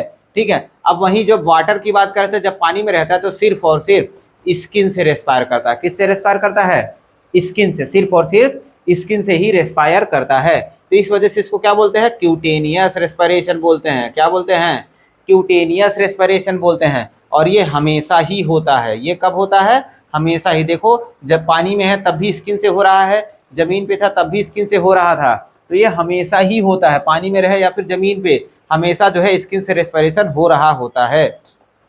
देखो और क्या कह रहा है, also during the aestivation and hibernation, मतलब समर स्लीप और विंटर स्लीप में भी क्या होता है, ये स्किन से ही रेस्पायर करता है, स्किन से ही अपने गैसियस एक्सचेंज को पूरा करता है। आगे देखें, आगे देखें, यहाँ पर देखो डायग्राम से मैंने आपको दिखाया हुआ है कि कहाँ कहाँ पे इनका रेस्पिरेशन हो रहा है। हमने क्या बताया, बक्कल कैविटी में रेस्पिरेशन होता है। देखो बक्कल कैविटी में क्या कर रहा है, गैसेस एक्सचेंज कर रहा है। ठीक है, बक्कल कैविटी में गैसेस एक्सचेंज कर रहा है। यहाँ पर देखो नॉस्ट्रिल की मदद से क्या होता है, गैस किस में आ रहा है, बक्कल कैविटी में आ रहा है। देखो एयर बाहर से नॉस्ट्रिल में आ रहा है, और यहाँ पे भी जो बक्कल कैविटी है ना, यहाँ पे भी ऐसे भी एयर जा सकता है भाई, ऐसी कोई दिक्कत वाली बात नहीं है कि एयर जो है यहाँ से नहीं जाएगा, यहाँ से जाएगा। और देखो यहाँ पे क्या कर रहा है, गैसेस एक्सचेंज कर रहा है। देखो ये क्या कर रहा है, गैसेस एक्सचेंज कर रहा है ना। ठीक है, गैसेस एक्सचेंज कर रहा है बक्कल कैविटी से। फिर उसके बाद क्या कर रहा है, फिर उसके बाद क्या कर रहा है, हमने देखा था लंग्स से भी करता है। तो यहाँ पर देखो बक्कल कैविटी के बाद जो है कैसे ट्रैकिया वैकिया लगा होगा, और पीछे क्या लग गया होगा, लंग्स लग गया होगा। ठीक है, अब लंग्स जो है, लंग्स से भी क्या कर रहा है, गैसेस एक्सचेंज कर रहा है भाई, लंग्स से भी क्या कर रहा है, गैसेस एक्सचेंज कर रहा है ना। देखो ठीक है, अब इनका जो लंग्स होता है वो पिंक कलर का होता है। कैसा होता है, पिंक कलर का। ये इंपॉर्टेंट है, ये इंपॉर्टेंट है, नीट में जो है क्वेश्चन पूछा जा चुका है और एनसीईआरटी में ये मेंशन है। ठीक है, तो लंग्स इनका कैसा होता है, पिंक कलर का होता है। अब हमारे पास भी लंग्स जो है जोड़ी में होता है ना, एक राइट साइड में लंग्स होता है, एक लेफ्ट साइड में होता है। तो ऐसे इनके पास भी क्या होता है, दो जोड़ी में जो है लंग्स पाए, सॉरी एक जोड़ी में, मतलब दो ठो लंग्स पाए जाएंगे। ठीक है, एक राइट हैंड एक लेफ्ट साइड में। और लंग्स पाया कहाँ पर जाता है, ये भी बहुत इंपॉर्टेंट है, ट्रंक वाले रीजन में। कौन से रीजन में, ट्रंक वाले रीजन में। और ट्रंक वाले रीजन में भी ज़्यादा प्रिसाइज बताना हो तो थोरैक्स में। कहाँ पर, थोरैक्स में जो है ये पाया जाता है। और उसके साथ साथ में ये स्किन से भी क्या करता है, रेस्पिरेशन करता है। तो यहाँ पर देखो स्किन से भी गैसेस एक्सचेंज हो रहा है। ठीक, स्किन से भी गैसेस एक्सचेंज हो रहा है। ठीक है, चलो बहुत बढ़िया। रेस्पिरेशन खत्म हो गया हमारा, रेस्पिरेशन समझ में आ गया होगा आपको। नेक्स्ट है वेस्कुलर सिस्टम। नेक्स्ट क्या है? Vascular system. अब वेस्कुलर सिस्टम मतलब हो गया क्या, क्या बोल सकते हैं हम लोग? ब्लड वेस्कुलर या फिर सर्कुलेटरी सिस्टम भी इसको हम लोग बोल सकते हैं। वेस्कुलर सिस्टम को और क्या बोल सकते हैं? सर्कुलेटरी सिस्टम भी बोल सकते हैं। अब इनके पास जो सर्कुलेटरी सिस्टम है, वेस्कुलर सिस्टम होता है ना भाई, वेल डेवलप्ड है। कैसा है? वेल डेवलप्ड, मतलब कह सकते हैं एडवांस टाइप का है। ठीक है, एडवांस टाइप का है मतलब क्या होगा? क्लोज टाइप का होगा। कैसा होगा? क्लोज टाइप का। एडवांस है तो भाई ऑब्वियस बात है कैसा होगा? क्लोज टाइप का होगा, क्लोज टाइप का होगा। ठीक है, अब क्लोज टाइप का होता है तो अब क्लोज टाइप का होने की वजह से अब हम लोग कह सकते हैं यहाँ पर क्या होगा? पंपिंग सिस्टम पाया जाएगा, मतलब हार्ट भी पाया जाएगा। ठीक है, हार्ट भी पाया जाएगा। तब इनके बॉडी में जो ब्लड सर्कुलेशन होता है, जब इनकी बॉडी में जो कह सकते हैं हम लोग ब्लड सर्कुलेशन होता है या फिर मिनरल न्यूट्रिशन का जो सर्कुलेशन होता है, वो दो सिस्टम से होता है। एक तो होता है आपका ब्लड वेस्कुलर सिस्टम, ठीक है, एक क्या होता है? Blood vascular system. दूसरा होता है लिम्फेटिक सिस्टम। दूसरा क्या होता है? लिम्फेटिक सिस्टम होता है। अब देखो ब्लड वेस्कुलर सिस्टम में क्या होगा भाई? हार्ट सबसे पहली बात जरूरी चीज होती है, क्या होता है? हार्ट। हार्ट से क्या करेगा? ब्लड को पंप करेगा। किसमें पंप करोगे? ब्लड वेसल भी तो होना चाहिए। किसमें पंप करोगे? तो ब्लड वेसल भी होना चाहिए। तो ब्लड वेसल में पंप करेगा और क्या पंप करेगा? ब्लड पंप करेगा। क्या पंप करेगा? ब्लड पंप करेगा। तो ब्लड वेस्कुलर सिस्टम में ये तीन चीजें जो है जरूरी होती है। हार्ट होना चाहिए, ब्लड वेसल होना चाहिए और ब्लड होना चाहिए। ठीक है, ये चीजें रहेंगी तभी जो है ब्लड का सर्कुलेशन हो पाएगा या फिर न्यूट्रिशन वगैरह का सर्कुलेशन हो पाएगा। और वही लिम्फेटिक सिस्टम की बात करते हैं तो सबसे पहली भाई तो लिम्फ ही होना चाहिए। सबसे पहले क्या होना चाहिए? लिम्फ। मतलब क्या होता है? आप लोगों को जो है सर्कुलेटरी सिस्टम में आप लोगों ने पढ़ा हुआ होगा, जब हम लोग ह्यूमन सर्कुलेटरी सिस्टम पढ़ते हैं तो वहां पर हम लोगों ने देखा था लिम्फ क्या होता है? टिश्यू फ्लूइड होता है। लिम्फ क्या होता है? टिश्यू फ्लूइड होता है। ठीक है, तो उसको सर्कुलेट करने के लिए जो है कुछ लिम्फेटिक वेसल्स पाए जाते हैं या फिर जिसको क्या बोलते हैं? लिम्फेटिक चैनल्स भी बोलते हैं। मतलब देखो मान लो ये कोई ऑर्गन है, इसके अंदर जो है क्या भरा हुआ होगा? लिम्फ भरा हुआ होगा। तब लिम्फ को जो है कैरी करने के लिए जो है यहाँ पर ढेर सारे ऐसे पतली पतली वेसल्स लगी रहती है। ठीक है, इसी को क्या बोल देते हैं हम लोग? लिम्फेटिक वेसल या फिर लिम्फ वेसल्स बोल देते हैं। लिम्फ वेसल्स बोल देते हैं। ठीक है, अब ये लिम्फ लेकर के जाएगा। ठीक है, लिम्फ लेकर के जाएगा तो इसको क्या बोलेंगे? लिम्फ चैनल बोल दिया गया। ठीक है, अब ये क्या होता है आगे? नेक्स्ट क्या बता रहा है? Lymph node. लिम्फ नोड क्या होता है भाई? मान लो एक वेसल कहीं यहीं से आ रही है, दूसरी जगह से आ रही है। अब कोई दूसरी वेसल जो है दूसरी जगह से आ रही है। ठीक है, फिर कोई तीसरी वेसल कहीं तीसरी जगह से आ रही है। ठीक है, अब ये क्या करेंगे? आपस में ऐसे जंक्शन बना लेंगे। जंक्शन बना के मान लो कहीं चौथी जगह पे ऐसे निकल गए। ये जो जंक्शन बना हुआ है ये क्या होता है? इसी को हम लोग बोलते हैं लिम्फ नोड। क्या बोलते हैं? लिम्फ नोड बोल देते हैं। तो आई होप लिम्फ नोड समझ में आया होगा आप लोगों को। ठीक है, तो लिम्फ क्या होता है? टिश्यू फ्लूइड होता है। लिम्फ क्या होता है? टिश्यू फ्लूइड होता है। ठीक है, टिश्यू फ्लूइड होता है। लिम्फेटिक वेसल ये आपके क्या है? लिम्फेटिक वेसल्स हैं। ठीक है, और ये जो जंक्शन बना हुआ है उसी को क्या बोलते हैं? लिम्फ नोड बोल देते हैं। ठीक है, देखो आगे कह रहा है circulation of the blood bye pumping of heart. देखो हमने अभी आपको बताया कि हमारे या फिर इनके अंदर जो ब्लड का सर्कुलेशन होता है किसकी मदद से होता है? Pumping of heart. हार्ट जब तक जो है पंप नहीं करेगा, बीट मतलब कह सकते हैं दिल नहीं धड़केगा, तो ब्लड का सर्कुलेशन कैसे हो सकता है? ब्लड का सर्कुलेशन नहीं हो पाएगा। तो इसकी वजह से जो है यहाँ पर ब्लड सर्कुलेशन करने के लिए क्या होता है? हार्ट जरूरी है और हार्ट क्या करेगा? बीट करेगा, जिससे ब्लड का सर्कुलेशन होता है। अब वही इनके हार्ट की बात करें, हार्ट कैसा है? मस्कुलर। ऑब्वियस बात है भाई, मसल का बना होगा, प्लास्टिक का थोड़ी बना होगा। ठीक है, हार्ट कैसा होता है? मस्कुलर होता है। कहाँ पर पाया जा रहा है? Situated upper body cavity. देखो हमारे में भी क्या होता है? हमारे अपर पार्ट में ही तो हमारा हार्ट पाया जाता है ना, अपर पार्ट में ही, चेस्ट वाले रीजन में पाया जाता है। तो ऐसे ही भी इनके पास भी क्या होगा? अपर पार्ट में ही पाया जाएगा। और इनका हार्ट कैसे होता है? 3 चैम्बर का होता है। कैसा होता है? 3 चैम्बर का। मतलब यहाँ पर मैं हार्ट बना दूं अगर, तो क्या हो जाएगा? ये 2 एट्रिया हो जाएगा और एक वेंट्रिकल। ये क्या हो गया? एट्रिया। ये एक एट्रिया हो गया, ये भी क्या हो गया? एट्रिया हो गया। और ये क्या हो जाएगा? वेंट्रिकल।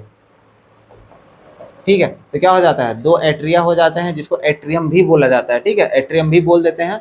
और ये क्या हो जाता है? एक वेंट्रिकल। नीचे वाले को क्या बोल देते हैं? वेंट्रिकल बोल देते हैं। ठीक है, अब कह रहा है कि हार्ट के ऊपर कवरिंग भी पाई जाती है। हार्ट के ऊपर एक कवरिंग भी पाई जाती है जिसको क्या बोलते हैं? पेरिकार्डियम। तो यहाँ पर ऐसे कवरिंग बना दो इसके ऊपर, ये ये क्या हो गया, पेरिकार्डियम। हमारे हार्ट के ऊपर भी पाया जाता है पेरिकार्डियम, ठीक है।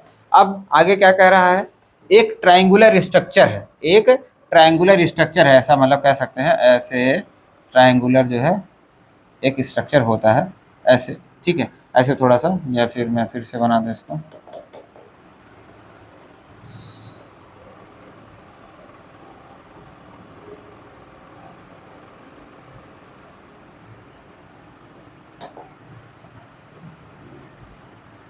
ठीक है, ऐसे ट्रायंगुलर, देखो ट्रायंगल के जैसे स्ट्रक्चर आपको दिख रहा है ना, ऐसे ट्रायंगुलर स्ट्रक्चर होता है जिसको हम लोग बोलते हैं साइनस वेनोसस। क्या बोलते हैं, साइनस वेनोसस। ये क्या करता है, कह रहा है ज्वाइन द राइट एट्रियम, ये राइट एट्रियम को, ये मान लो ये वाला, इसको राइट एट्रियम अगर हम लोग बोलते हैं, ये वाला क्या है, राइट एट्रियम है, सॉरी सॉरी सॉरी, हाँ यही है, ये क्या है, राइट एट्रियम है। राइट एट्रियम के साथ में ये क्या कर रहा है, जुड़ रहा है, राइट एट्रियम के साथ में क्या कर रहा है, जुड़ रहा है, और क्या करता है, receive the blood through the major vein. जो भी इनके बॉडी में, जो भी इनके बॉडी में जो मेन वेन होती है, जो पूरे बॉडी के ब्लड को कलेक्ट करके ले आकर के हार्ट को देती है, उसी को क्या बोलेंगे, मेजर वेन बोलते हैं। मेजर वेन का नाम क्या है, वेना कावा। मेजर वेन का नाम क्या होता है, वेना कावा। हमारे में भी जो ह्यूमस में मेजर वेन होती है उसको भी क्या बोलते हैं, वेना कावा ही बोलते हैं ना, superior vena cava, inferior vena cava. तो ऐसे इनके पास भी क्या होता है, वेना कावा होता है, और जो कि किससे जाकर के कनेक्ट होता है, साइनस वेनोसस से। और ये साइनस वेनोसस किससे कनेक्टेड होता है, राइट एट्रियम से कनेक्टेड होता है। अभी मैं डायग्राम से दिखाता हूँ आपको, देखो यहाँ पर देखो, ये मैंने हार्ट बनाया है 3 चैम्बर का, ठीक है। ये क्या हो गया है, ये राइट वाला पार्ट हो गया है, ठीक है। ये क्या हो गया, राइट वाला पार्ट हो गया है, ठीक है। ये राइट वाला पार्ट है जो ऐसे मैंने बनाया हुआ है, ठीक है। ये राइट वाला अगर पार्ट हम लोग मान लेते हैं, तो यहाँ पर देखो क्या हो रहा है, ये 3 कोने का, ये 3 कोने का जो आपको स्ट्रक्चर दिख रहा है ना, ऐसे ये क्या है, ये साइनस वेनोसस है। क्या है, साइनस वेनोसस है।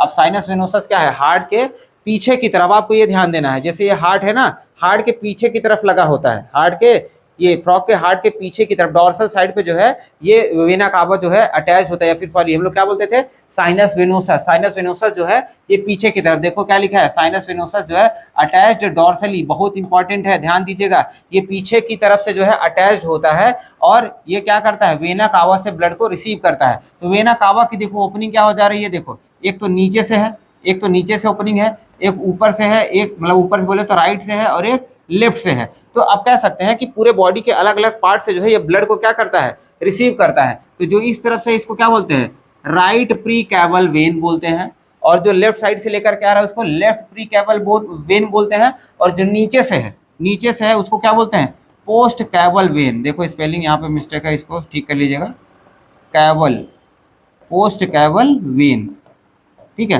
Post caval when. अब ये सारी वेन्स जो है मिल करके आकर के कहाँ पर अटैच हो रही हैं, हमारे हार्ट के जो फ्रॉग का हार्ट होता है डॉर्सल साइड में, और राइट साइड में ऐसे अटैच होती है, राइट साइड में ऐसे अटैच होती है, और यहाँ पर एक कह सकते हैं ट्यूब होती है, पतली सी जो अटैचमेंट ट्यूब होती है, मान लो यहाँ पर ऐसे अटैच हुआ, तो यहीं से जो है ऐसे पतली सी ट्यूब जो है हमारे हार्ट के अंदर जाकर के खुल जाती है, मतलब इनके फ्रॉग के हार्ट के अंदर जाकर के खुल जाएगी। तो जो भी ब्लड आया होगा वो किस में ड्रेन हो जाएगा, जाकर के राइट वाले हार्ट में इनके, सॉरी राइट वाले एट्रियम में जाकर के ड्रेन हो जाता है, गिर जाएगा, ठीक है। तो ये जो है पीछे की तरफ ऐसे अटैचमेंट बनाता है, ठीक है, ये हो गया। अब उसके बाद ये सारा ब्लड जो है कह सकते हो मिक्स होकर के कहाँ पर गिर जाएगा, वेंट्रिकल में। किसमें गिरता है, वेंट्रिकल में ना, वेंट्रिकल में गिर जाएगा। अब वेंट्रिकल से क्या होगा भाई, एरोटा निकलेगा, वेंट्रिकल से क्या होगा, एरोटा ऐसे निकलेगा ना, जो क्या करेगा, पूरी बॉडी को ब्लड लेकर जाएगा, पूरी बॉडी को ब्लड सप्लाई करने का भी तो काम होगा ना, यहाँ से ब्लड लेकर के जाना भी तो होगा, ठीक है। तब यहाँ से क्या हुआ, ये ब्लड जो है ऐसे भरा हुआ है, ब्लड है। अब ये ब्लड जो है ये ऐसे यहीं से निकल कर जो है आगे की तरफ बढ़ता है, और जो आर्टरी होती है इसको हम लोग बोलते हैं कोनस आर्टेरियोसस। क्या बोलते हैं, कोनस आर्टेरियोसस। अब ये कोनस आर्टेरियोसस क्या करता है, वेंट्रिकल से ब्लड को लेकर के पूरी बॉडी में सप्लाई करता है, किसकी मदद से, आर्टरीज की मदद से। आगे जो है अलग अलग टाइप की आर्टरीज में जो है ये जोड़ करके उनको आगे फैला देगा, मतलब पूरी बॉडी में ब्लड को सर्कुलेट कर देता है। अब ये कोनस आर्टेरियोसस की बात ध्यान दीजिएगा, जो कोनस आर्टेरियोसस होता है ये वेंट्रल साइड पे जुड़ता है, मतलब ये हार्ट है, पीछे की तरफ क्या हो जाएगा, पीछे की तरफ जो है साइनस वेनोसस जुड़ जाता है, और आगे की तरफ क्या होता है, आगे की तरफ आपका जो है कोनस आर्टेरियोसस जुड़ जाता है। कौन जुड़ जाता है, कोनस आर्टेरियोसस। कोनस आर्टेरियोसस जो है आगे की तरफ जुड़ जाता है, ठीक है। यहाँ तक आप लोगों को समझ में आया। आगे देखें, देखो कह रहा है कि जो वेंट्रिकल होता है, कह रहा है एक सैक लाइक स्ट्रक्चर में ओपन होता है। सैक लाइक स्ट्रक्चर में ओपन होता है जिसको क्या बोलते हैं, कोनस आर्टेरियोसस बोलते हैं, कोनस आर्टेरियोसस बोलते हैं। और ये कहाँ पे अटैच होता है, वेंट्रल साइड में अटैच्ड होता है, वेंट्रल साइड में अटैच्ड होता है, ठीक है, वेंट्रल साइड में अटैच्ड होता है, ठीक है। आगे देखते हैं हम लोग, ठीक है, आगे क्या है भाई, इनके आर्टेरियल सिस्टम और वेनस सिस्टम की बात कर रहा है, इनके आर्टेरियल सिस्टम और वेनस सिस्टम की बात कर रहा है। क्या बात कर रहा है देख लेते हैं हम लोग, क्या बात कर रहा है। देखो आर्टेरियल सिस्टम में क्या होगा, आर्टेरियल सिस्टम में भाई आर्टरीज पाई जाएंगी, ऑब्वियस बात है, आर्टरीज पाई जाती हैं जो कि कहाँ से निकलती हैं, फ्रॉम हार्ट। कहाँ से निकलेंगी, फ्रॉम हार्ट से निकलेंगी, आर्टरीज बनेंगी। अब ये आर्टरी क्या करती है, ब्लड को लेकर के जाती है from heart to different part of our body, या फिर बोल सकते हैं to the all part of our body, ठीक है। जैसे इनके बॉडी में वैसे बोला जाए तो फ्रॉग की बॉडी में जो है पूरे बॉडी पार्ट में लेकर के जा रही है, अलग बात है। हमारे में भी क्या होता है, हमारे हार्ट से आर्टरी निकलती है और पूरे बॉडी में क्या करते हैं, ब्लड का सर्कुलेशन करती है ना। ठीक वैसे यहाँ पर भी जो है इनका आर्टेरियल सिस्टम क्या करेगा, इनके हार्ट से ब्लड लेकर के आर्टरीज के थ्रू क्या करेगा, पूरे बॉडी में ब्लड को सर्कुलेट कर देता है। और वही वेनस की बात करें, वेनस की बात करें तो क्या होगा, ये कोई ऑर्गन है, क्या है, ऑर्गन है। अब ये ऑर्गन से क्या होंगे, वेन्स ऐसे निकलती हैं, ठीक है, वेन्स निकलती हैं और ये कहाँ पर जाएंगी, ये कहाँ पर जाएंगी, इनके हार्ट के पास में, इनके हार्ट के पास में जो है ये जाने का काम करेंगे। तो वेन्स, ये क्या है, वेन्स है, वेन्स। वेन्स क्या करती हैं, देखो वेन्स क्या करती हैं, blood from different part of body to heart, blood from different part of body to heart लेकर के जाएंगे, मतलब बॉडी से जो है कह सकते हैं अलग अलग बॉडी पार्ट से जो है उठा करके ब्लड को किसके पास लेकर के जाती हैं, हार्ट के पास में ना, उसी को क्या बोलते हैं, वेन्स बोलते हैं। ये चीजें हम लोगों ने देखी। देखो अगर मैं डायग्राम बनाऊं, देखो ये हार्ट है, मान लो ऐसे समझने के लिए, ये एक कोई ऑर्गन है, ये कोई दूसरा ऑर्गन है, मान लो ये ए ऑर्गन है, ये बी ऑर्गन है। अब यहाँ से क्या निकलेगी, आर्टरी निकलेगी, चलो आर्टरी निकल रही है, ये इसको लेकर के चला गया ब्लड। अब यहाँ से क्या निकलेगा, वेन्स, ये जो है वेन्स जो है ऐसे मिल करके जो है ब्लड सप्लाई को वापस से हार्ट के, देखो टू हार्ट जा रहा है ना, टू हार्ट, ये क्या जा रहा है, टू ऑर्गन्स। तो हार्ट से जो है कह सकते हैं, हार्ट से ऑर्गन जा रहा है, ये क्या हो रहा है, ऑर्गन टू हार्ट जा रहा है, उल्टा जा रहा है, ठीक है, ये इधर जा रहा है, ये इधर जा रहा है, ठीक है। तो यही क्या हो जाता है, इनका आर्टेरियल सिस्टम और वेनस सिस्टम हो जाता है, ठीक है। अब इनके पास एक विशेष सिस्टम भी पाया जाता है, एक स्पेशल सिस्टम पाया जाता है जिसको हम लोग बोलते हैं पोर्टल सिस्टम।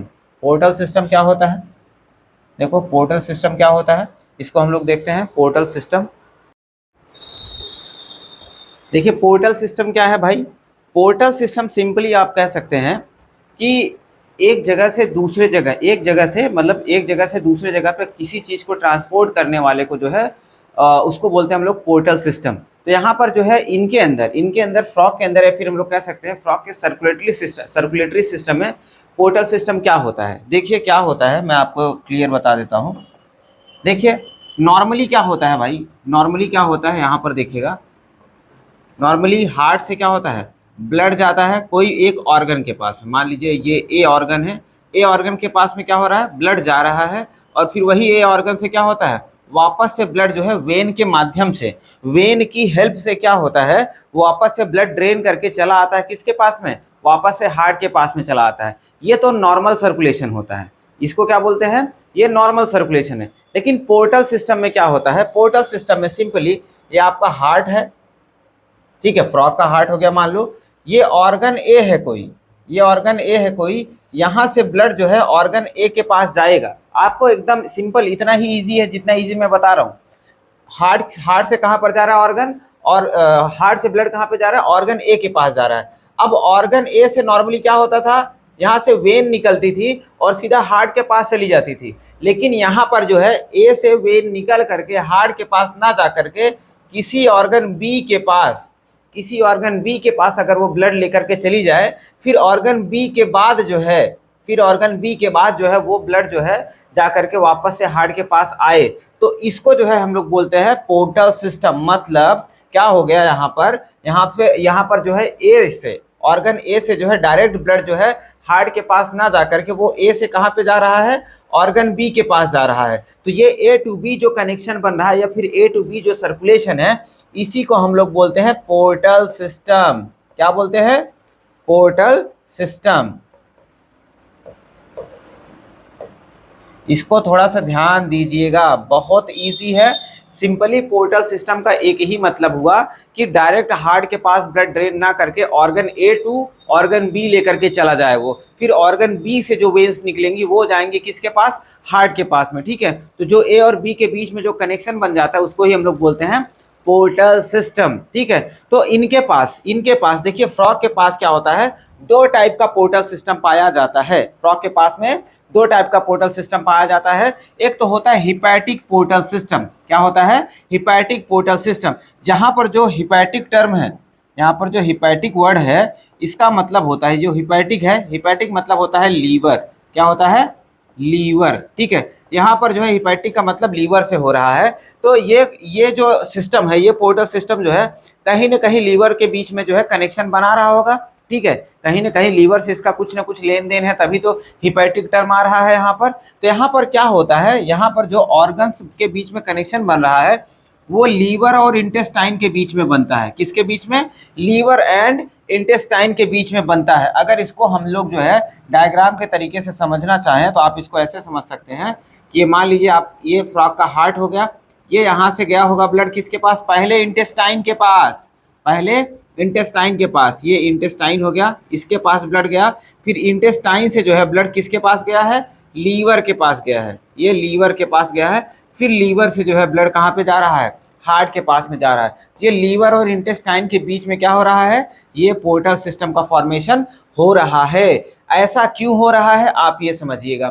कोई भी फूड जो है, कोई भी फूड अगर ये फ्रॉग खाएगा तो उसका डाइजेशन कहाँ पर होगा, इंटेस्टाइन में होगा, सिंपली इंटेस्टाइन में होगा। तो इंटेस्टाइन में जब डाइजेशन होगा तो न्यूट्रिएंट्स एब्जॉर्ब होने के बाद कहाँ पे चले जाएंगे, ब्लड वेसल्स में जाएंगे। अब वो ब्लड वेसल जो है डायरेक्टली बॉडी में सर्कुलेट ना हो करके वो सबसे पहले जाता है लीवर के पास में। लीवर के पास में क्यों जाता है, क्योंकि लीवर के पास कुछ स्पेशल सेल्स होती है, alpha beta delta gamma cells होती है, जो वो क्या करती है, कुछ हार्मोन्स का सिक्रीशन करती है। और वो हार्मोन्स जो है वो न्यूट्रिएंट्स को बैलेंस करने में और बॉडी में कितना कहाँ पे रेगुलेट करना है उसको जो है ये कह सकते हो रेगुलेट कराने में हेल्प करते हैं, वो हार्मोन्स जो लीवर सेल्स सिक्रीट करते हैं, ठीक है। जैसे ह्यूमंस में आप लोगों ने सुना होगा, हमारे पास भी ये हिपैटिक पोर्टल सिस्टम पाया जाता है, ठीक है। हमारे इंटेस्टाइन से भी क्या होता है, ब्लड वेसल लीवर के पास में जाता है। लीवर क्या करता है, ग्लाइकोजन और इंसुलिन नाम के हार्मोन्स को रिलीज करता है। तो इंसुलिन क्या करता है, जो ब्लड में हमारे एक्स्ट्रा ग्लूकोज होता है पहले उसको क्या करता है, ग्लाइकोजन में कन्वर्ट करके स्टोर कर लेता है। फिर हमारे बॉडी के जो सेल्स होती हैं उनको जितना जरूरत होता है उतना डिस्ट्रीब्यूट करता है, ठीक है। तो सेम इनके यहाँ पे भी ऐसे ही होगा। इनके यहाँ पे भी क्या होगा, इनके यहाँ पे भी जो है जो ग्लूकोज वगैरह, जो न्यूट्रिएंट्स वगैरह जो है इंटेस्टाइन से एब्जॉर्ब होकर के ब्लड वेसल में गए रहेंगे, वो सबसे पहले कहाँ पर जा रहे हैं, लीवर के पास में जा रहे हैं। और लीवर क्या करेगा, उनको कन्वर्ट करेगा, स्टोर करना होगा स्टोर करेगा, नहीं तो बॉडी में अगर ट्रांसपोर्ट करना होगा तो ट्रांसपोर्ट करवा देगा, ठीक है। तो डायरेक्टली ब्लड में जाकर के पूरे बॉडी में ये नहीं घूम सकते हैं जो भी न्यूट्रिएंट्स इंटेस्टाइन से एब्जॉर्ब होते हैं। तो इसी वजह से क्या होता है, इसी वजह से क्या होता है, ये हिपैटिक पोर्टल सिस्टम पाया जाता है। किसके किसके बीच में है, लीवर और इंटेस्टाइन के बीच में है। ये इंपॉर्टेंट है, आपको ध्यान देना है, ठीक है। ये बता दिए मैंने कैसे बनता है। नेक्स्ट देखते हैं, फ्रॉग के पास में एक स्पेशल पोर्टल सिस्टम भी पाया जाता है जिसको हम लोग बोलते हैं renal portal system. Renal portal system किसके किसके बीच में बन रहा है भाई, रीनल मतलब होता है किडनी। क्या होता है, किडनी। रीनल मतलब किडनी होता है। ये किडनी और लोअर लिम्स के बीच में बनता है, इनके लोअर लिम्स के बीच में बनता है। मान लीजिए वही सेम चीज, यहाँ पे हार्ट है, ये कहाँ पे गया होगा ब्लड, लोअर लिम्स के पास में। एल लिख रहा हूँ मतलब लोअर लिम्स मतलब इनके पैर के पास में गया होगा।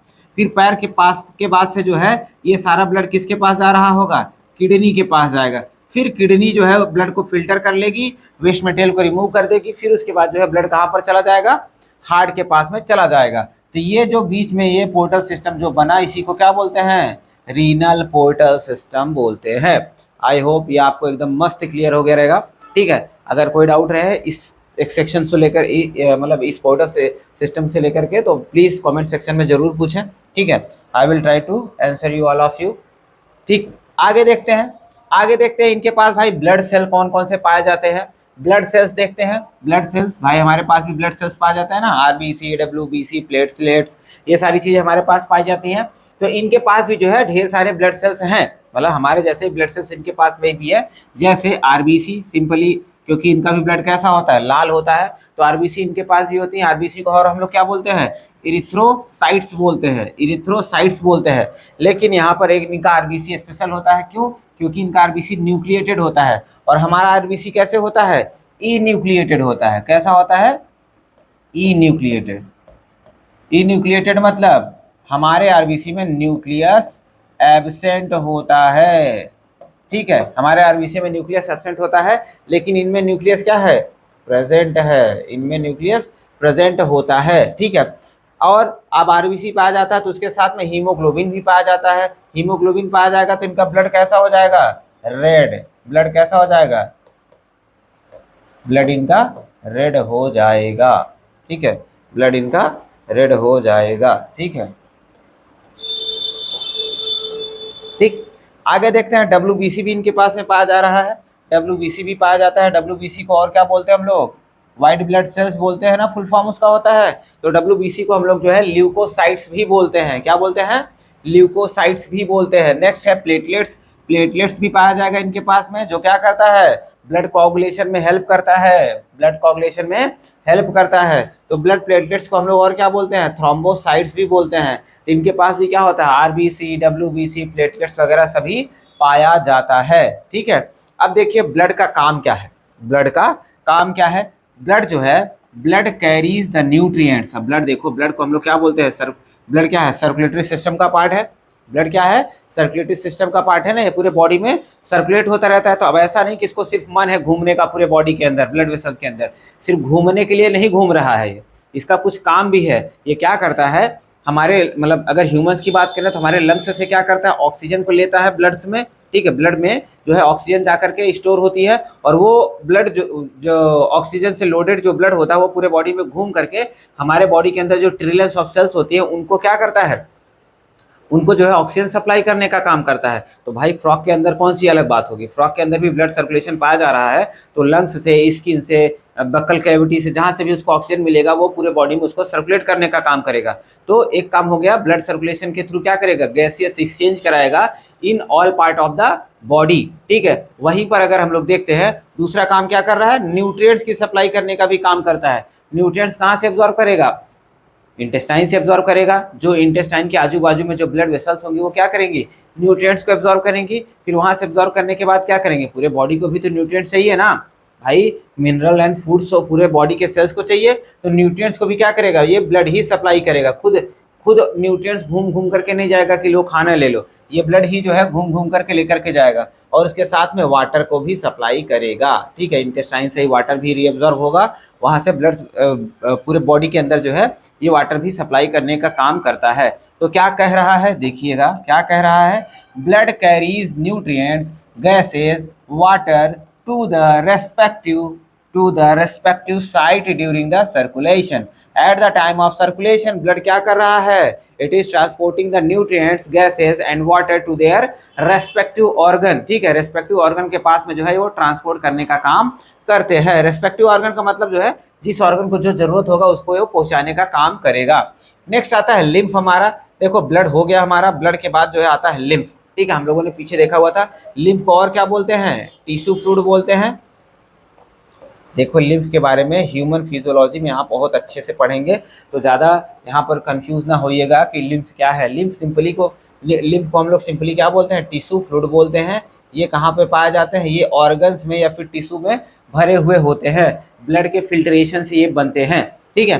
तो अब लिम्फ की बात करें तो इनके अंदर जो है क्या हो रहा है, कुछ प्रोटीन्स और आरबीसीज नहीं पाए जाते हैं, कुछ प्रोटीन्स और आरबीसीज नहीं पाए जाते हैं, ठीक है। अब आरबीसी नहीं पाया जाएगा तो ये क्या हो जाएगा, कलरलेस हो जाएगा भाई, कोई कलर नहीं होगा, ठीक है। तो लिम्फ कैसा होता है, लिम्फ हम लोग कह सकते हैं ट्रांसपेरेंट होता है,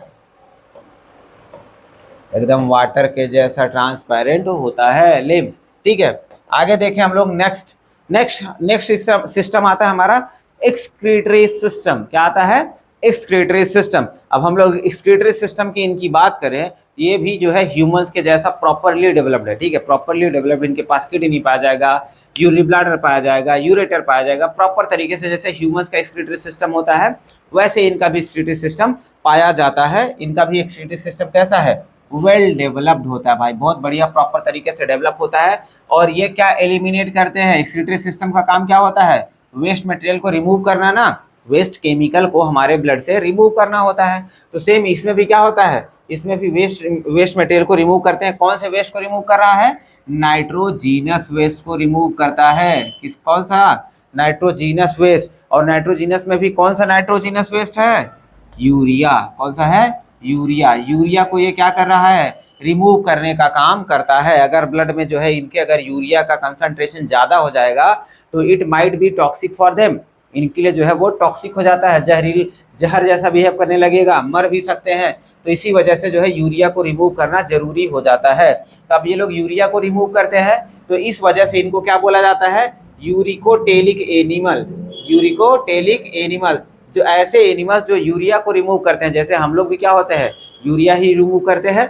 ठीक है, हम लोग भी ह्यूमन भी क्या करते हैं, यूरिया ही रिमूव करते हैं। ठीक है, तो हम लोग भी क्या हो जाते हैं, यूरिकोटेलिक एनिमल हो जाते हैं। ये भी क्या हो जाते हैं, यूरिकोटेलिक एनिमल हो जाते हैं। अब किडनी की बात करते हैं, तो किडनी के पास कौन कौन से ऑर्गन्स पाए जा रहे हैं, या फिर किडनी का फॉर्मेशन किससे मिलकर के बन रहा है। देखो सबसे पहली बात, sorry excretory system, sorry my mistake. Excretory system में जो है कौन कौन सी चीजें मिल करके जो है स्क्रीटरी सिस्टम का फॉर्मेशन कर रही हैं। तो सबसे पहली बात आता है पेयर ऑफ किडनी। ऑब्वियस बात है भाई, किडनी पाया जाएगा, दो ठो किडनी पाया जाएगा सबसे पहली बात। तो ठीक, हमारे पास भी कितना किडनी होता है, दो किडनी होता है। तो इनके पास भी कितना किडनी होगा, दो किडनी होगा। ठीक है, दो किडनी पाया जाता है। अब किडनी के शेप एंड साइज की बात कर ले अगर हम लोग, तो देखिए किडनी कैसा है, इनका कॉम्पैक्ट है भाई, छोटा सा होता है, फ्रॉग छोटा सा है। तो किडनी कितना बड़ा होगा, इतना बड़ा होगा। ठीक है, किडनी भी छोटा ही होगा। ठीक है, डार्क रेड कलर का होता है, डार्क रेड कलर का होता है, कलर में डार्क रेड होता है, साइज में छोटा होता है। और शेप की बात करते हैं तो बीन शेप्ड का होता है। कैसा होता है, बीन शेप का, ऐसे बीन शेप का होगा। ठीक है, बीन शेप का होता है। सिचुएटेड पोस्टीरियरली, पोस्टीरियरली मतलब पीछे, पोस्टीरियरली मतलब पीछे, पीछे की तरफ। ठीक है, पीछे की तरफ जो है ये पाया जाता है इन बॉडी कैविटी। जैसे हमारी किडनी भी अगर हम लोग देखें, हमारी किडनी भी जो है पीछे की तरफ, कमर में जो है पीछे की तरफ ही पाई जाती है।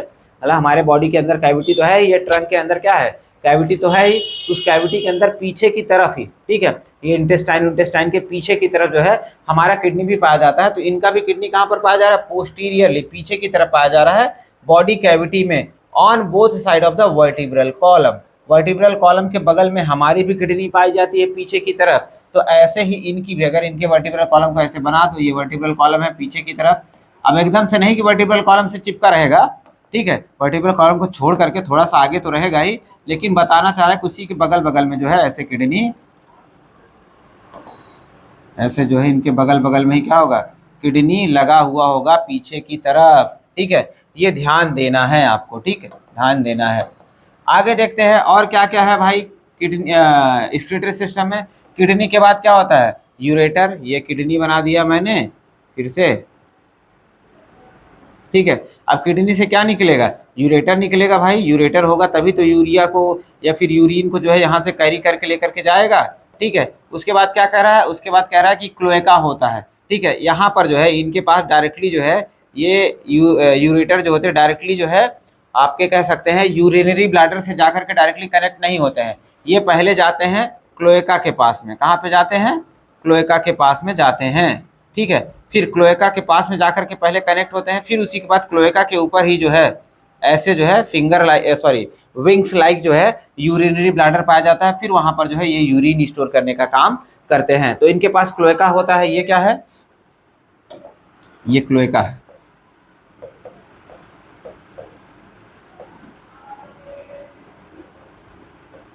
ठीक है, ये क्लोएका हो गया। और उसके बाद ये क्या है, यूरिनरी ब्लैडर। यूबी लिख रहा हूं मैं, आप लोग देख लीजिएगा, आगे मैं डायग्राम में दिखाऊंगा कैसे है यूरिनरी ब्लैडर। तो क्लोएका हो गया। अब यूरिनरी ब्लैडर की बात करते हैं तो कह रहा है कि present ventral to the rectum. ये क्या है, ये आगे आपको क्लोएका दिख रहा है, इसको ही रेक्टम भी बोलते हैं। ये पीछे की तरफ से इसको रेक्टम बोला जाएगा, इस वाले पोर्शन में जो है इसको रेक्टम बोलते हैं।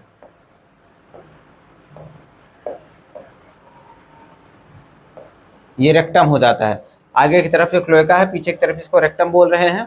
ठीक है। तो कह रहा है वेंट्रल साइड में, रेक्टम के आगे की तरफ, रेक्टम के आगे की तरफ जो है ये अटैच होता है और ये खुलता किस में है, क्लोएका में। ये देखो क्लोएका में ही तो खुल रहा है ना, ये क्लोएका है, इसी में खुल रहा है, ठीक है। तो क्लोएका में जाकर के ओपन होता है, ठीक है।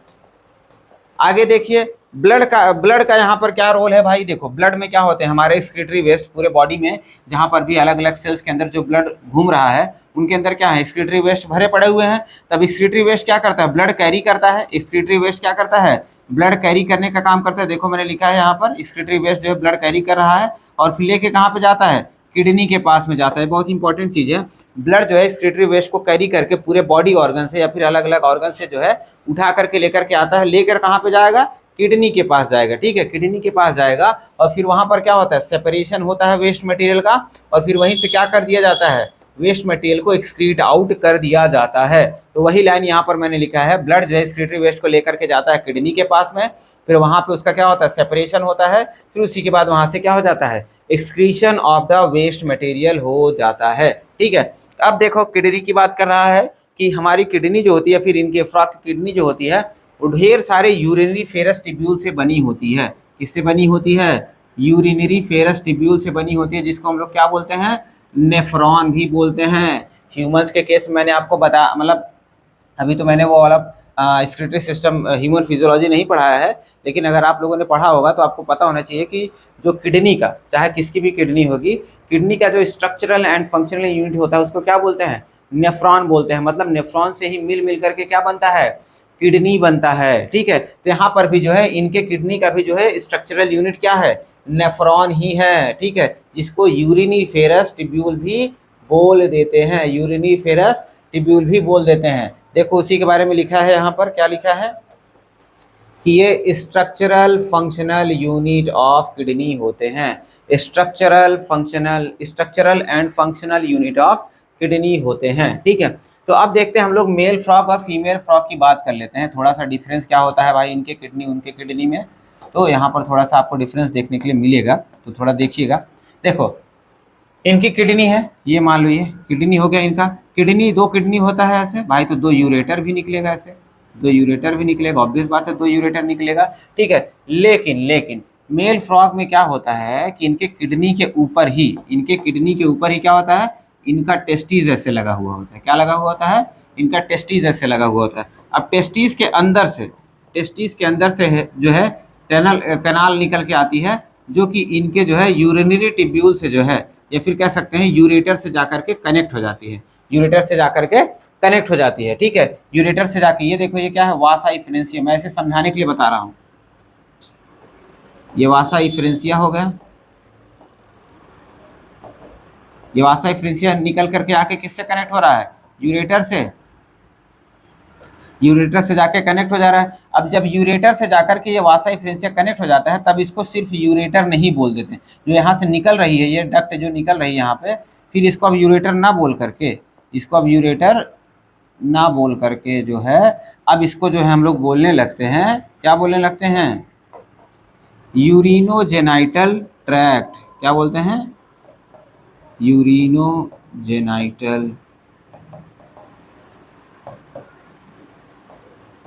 ट्रैक्ट। क्यों यूरिनोजेनाइटल ट्रैक्ट क्यों बोल रहे हैं, क्योंकि भाई ये यूरिया को भी कैरी करने वाला है और हमारे जेनाइटल ट्रैक्ट से भी कनेक्शन इसका बना हुआ है, ठीक है। फ्रॉग के जेनाइटल ट्रैक्ट से भी इसका कनेक्शन बना हुआ है, ठीक है। मतलब ये क्या कर रहा है, यूरिया भी कैरी कर रहा है, carrying urea plus male gamete,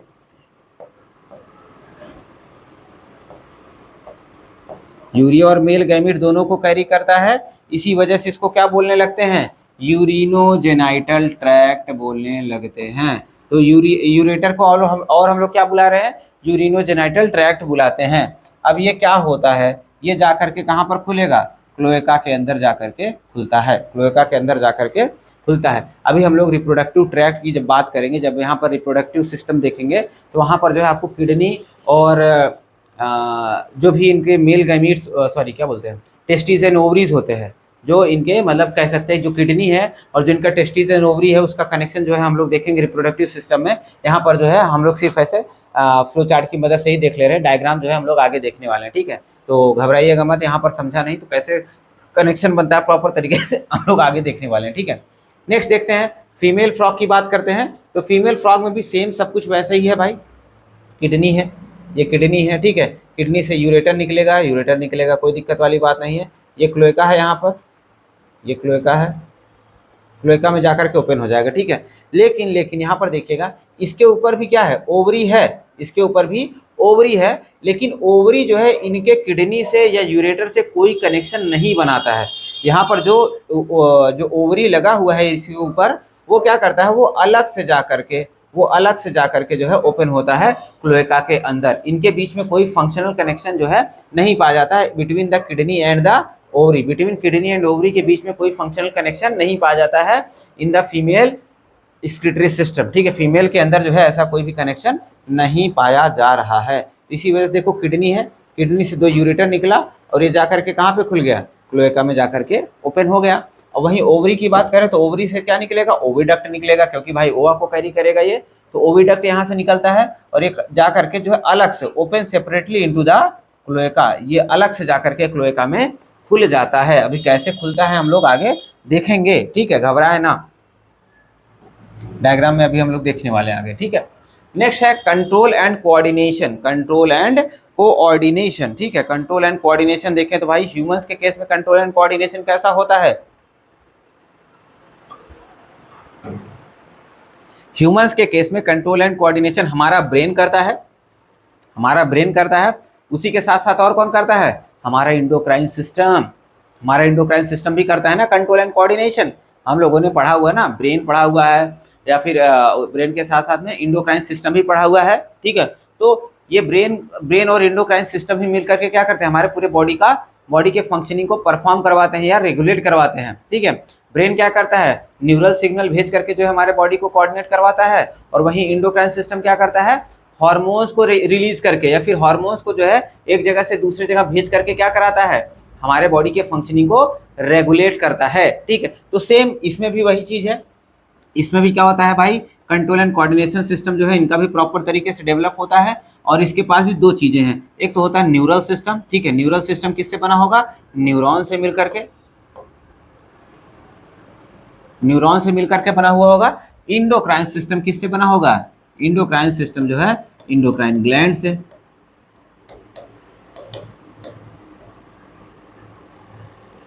endocrine glands से मिलकर के बना हुआ होगा, ठीक है। तो सबसे पहले अगर न्यूरल सिस्टम की बात करते हैं तो न्यूरल सिस्टम का जो कोऑर्डिनेशन होता है, न्यूरल सिस्टम का जो कोऑर्डिनेशन होता है उसको हम लोग क्या बोलते हैं, नर्वस कोऑर्डिनेशन। मतलब क्यों नर्वस कोऑर्डिनेशन क्यों बोलते हैं, क्योंकि न्यूरॉन सेल्स यहाँ पर क्या कर रहे हैं, कोऑर्डिनेशन का काम करते हैं।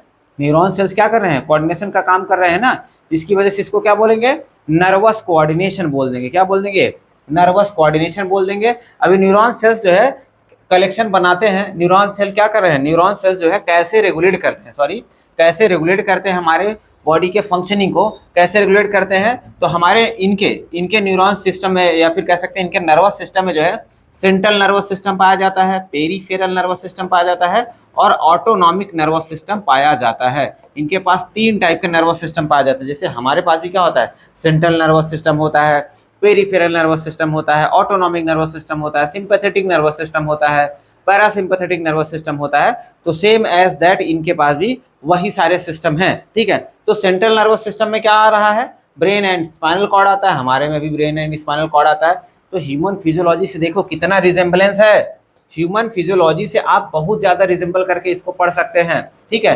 तो हमारे सेंट्रल नर्वस सिस्टम में भी ब्रेन एंड स्पाइनल कॉर्ड आता है, ठीक है। और हमारे पेरीफेरल नर्वस सिस्टम में क्या आता है, जो ब्रेन एंड स्पाइनल कॉर्ड से नर्व्स निकली होती हैं उन्हीं को तो हम लोग काउंट करते हैं या फिर उन्हीं को इंक्लूड करते हैं किसमें, पेरीफेरल नर्वस सिस्टम में। तो पेरीफेरल नर्वस सिस्टम में क्या क्या आ रहा है, क्रैनियल नर्व्स आती हैं, ठीक है, क्रैनियल नर्व्स आती हैं और उसके साथ में स्पाइनल नर्व्स आती हैं। तो जो ब्रेन से निकलेंगे उसको क्या बोलते हैं, क्रैनियल नर्व्स बोलते हैं। जो ब्रेन से निकलती हैं उसको क्या बोलते हैं, क्रैनियल नर्व्स बोलते हैं। जो स्पाइनल कॉर्ड से निकलते हैं उसको क्या बोलते हैं, स्पाइनल नर्व्स बोलते हैं, ठीक है। तो आप ध्यान दीजिएगा, ब्रेन से इनके कितने नर्व्स निकलती हैं, 10 पेयर्स। मान लीजिए ब्रेन हो गया इनका, तो ब्रेन से जो है ऐसे 10 पेयर जो है 10 इस तरफ हो जाएंगी, 10 इस तरफ हो जाएंगी, ठीक है। नंबर कम ज़्यादा है उससे घबराए ना, ठीक है। 10 इस तरफ 10 उस तरफ, तो इसको क्या बोलते हैं, 10 पेयर क्रैनियल नर्व्स निकलते हैं। वहीं स्पाइनल कॉर्ड की बात कर लेते हैं तो स्पाइनल कॉर्ड से भी क्या होता है, ऐसे 10 राइट साइड में, 10 लेफ्ट साइड में, ठीक है। तो 10 जोड़ी जो है क्या निकल रहा है, आपका स्पाइनल नर्व्स भी निकलता है, ठीक है। तो ये तो हो गया आपका पेरिफेरल नर्वस सिस्टम इनका, ठीक है, फ्रॉग का पेरिफेरल नर्वस सिस्टम हो गया। नेक्स्ट है autonomic nervous system. Autonomic nervous system में बात करते हैं तो इनके पास भी सिंपैथेटिक पाया जाता है और पैरासिम्पैथेटिक, जैसे हमारे पास में सिंपैथेटिक और पैरासिम्पैथेटिक पाया जाता है, इनके पास भी सेम वही चीज़ पाया जाता है, ठीक है। इनके फंक्शनिंग की बात नहीं कर रहे हैं हम लोग यहाँ पर इसलिए नहीं बात कर रहे हैं क्योंकि भाई देखो एज सच एनसीईआरटी में इतना ही दिया है, और तुम्हारे जो ह्यूमंस का फिजियोलॉजी तुम लोग देखोगे नर्वस सिस्टम सेम उसी के जैसा ही है, तो यहाँ पर अलग से बताने का कोई पर्पस नहीं है। जब हम लोग ह्यूमंस का देखेंगे तो वहाँ पर इसके बारे में डिटेल में पढ़ लेंगे, या फिर आप लोगों ने पढ़ा होगा तो यहाँ पर रिलेट कर पाएंगे आसानी से, सेम वैसे ही काम करता है, ठीक है। अब आगे देखते हैं इंडोक्राइन सिस्टम की बात करते हैं। तो इंडोक्राइन सिस्टम कैसे रेगुलेट करता है हमारे बॉडी को, हार्मोन्स रिलीज करके, मैंने बताया आपको हार्मोन्स रिलीज करके करता है। इसी वजह से इस कोऑर्डिनेशन को हम लोग बोलते हैं हार्मोनल कोऑर्डिनेशन।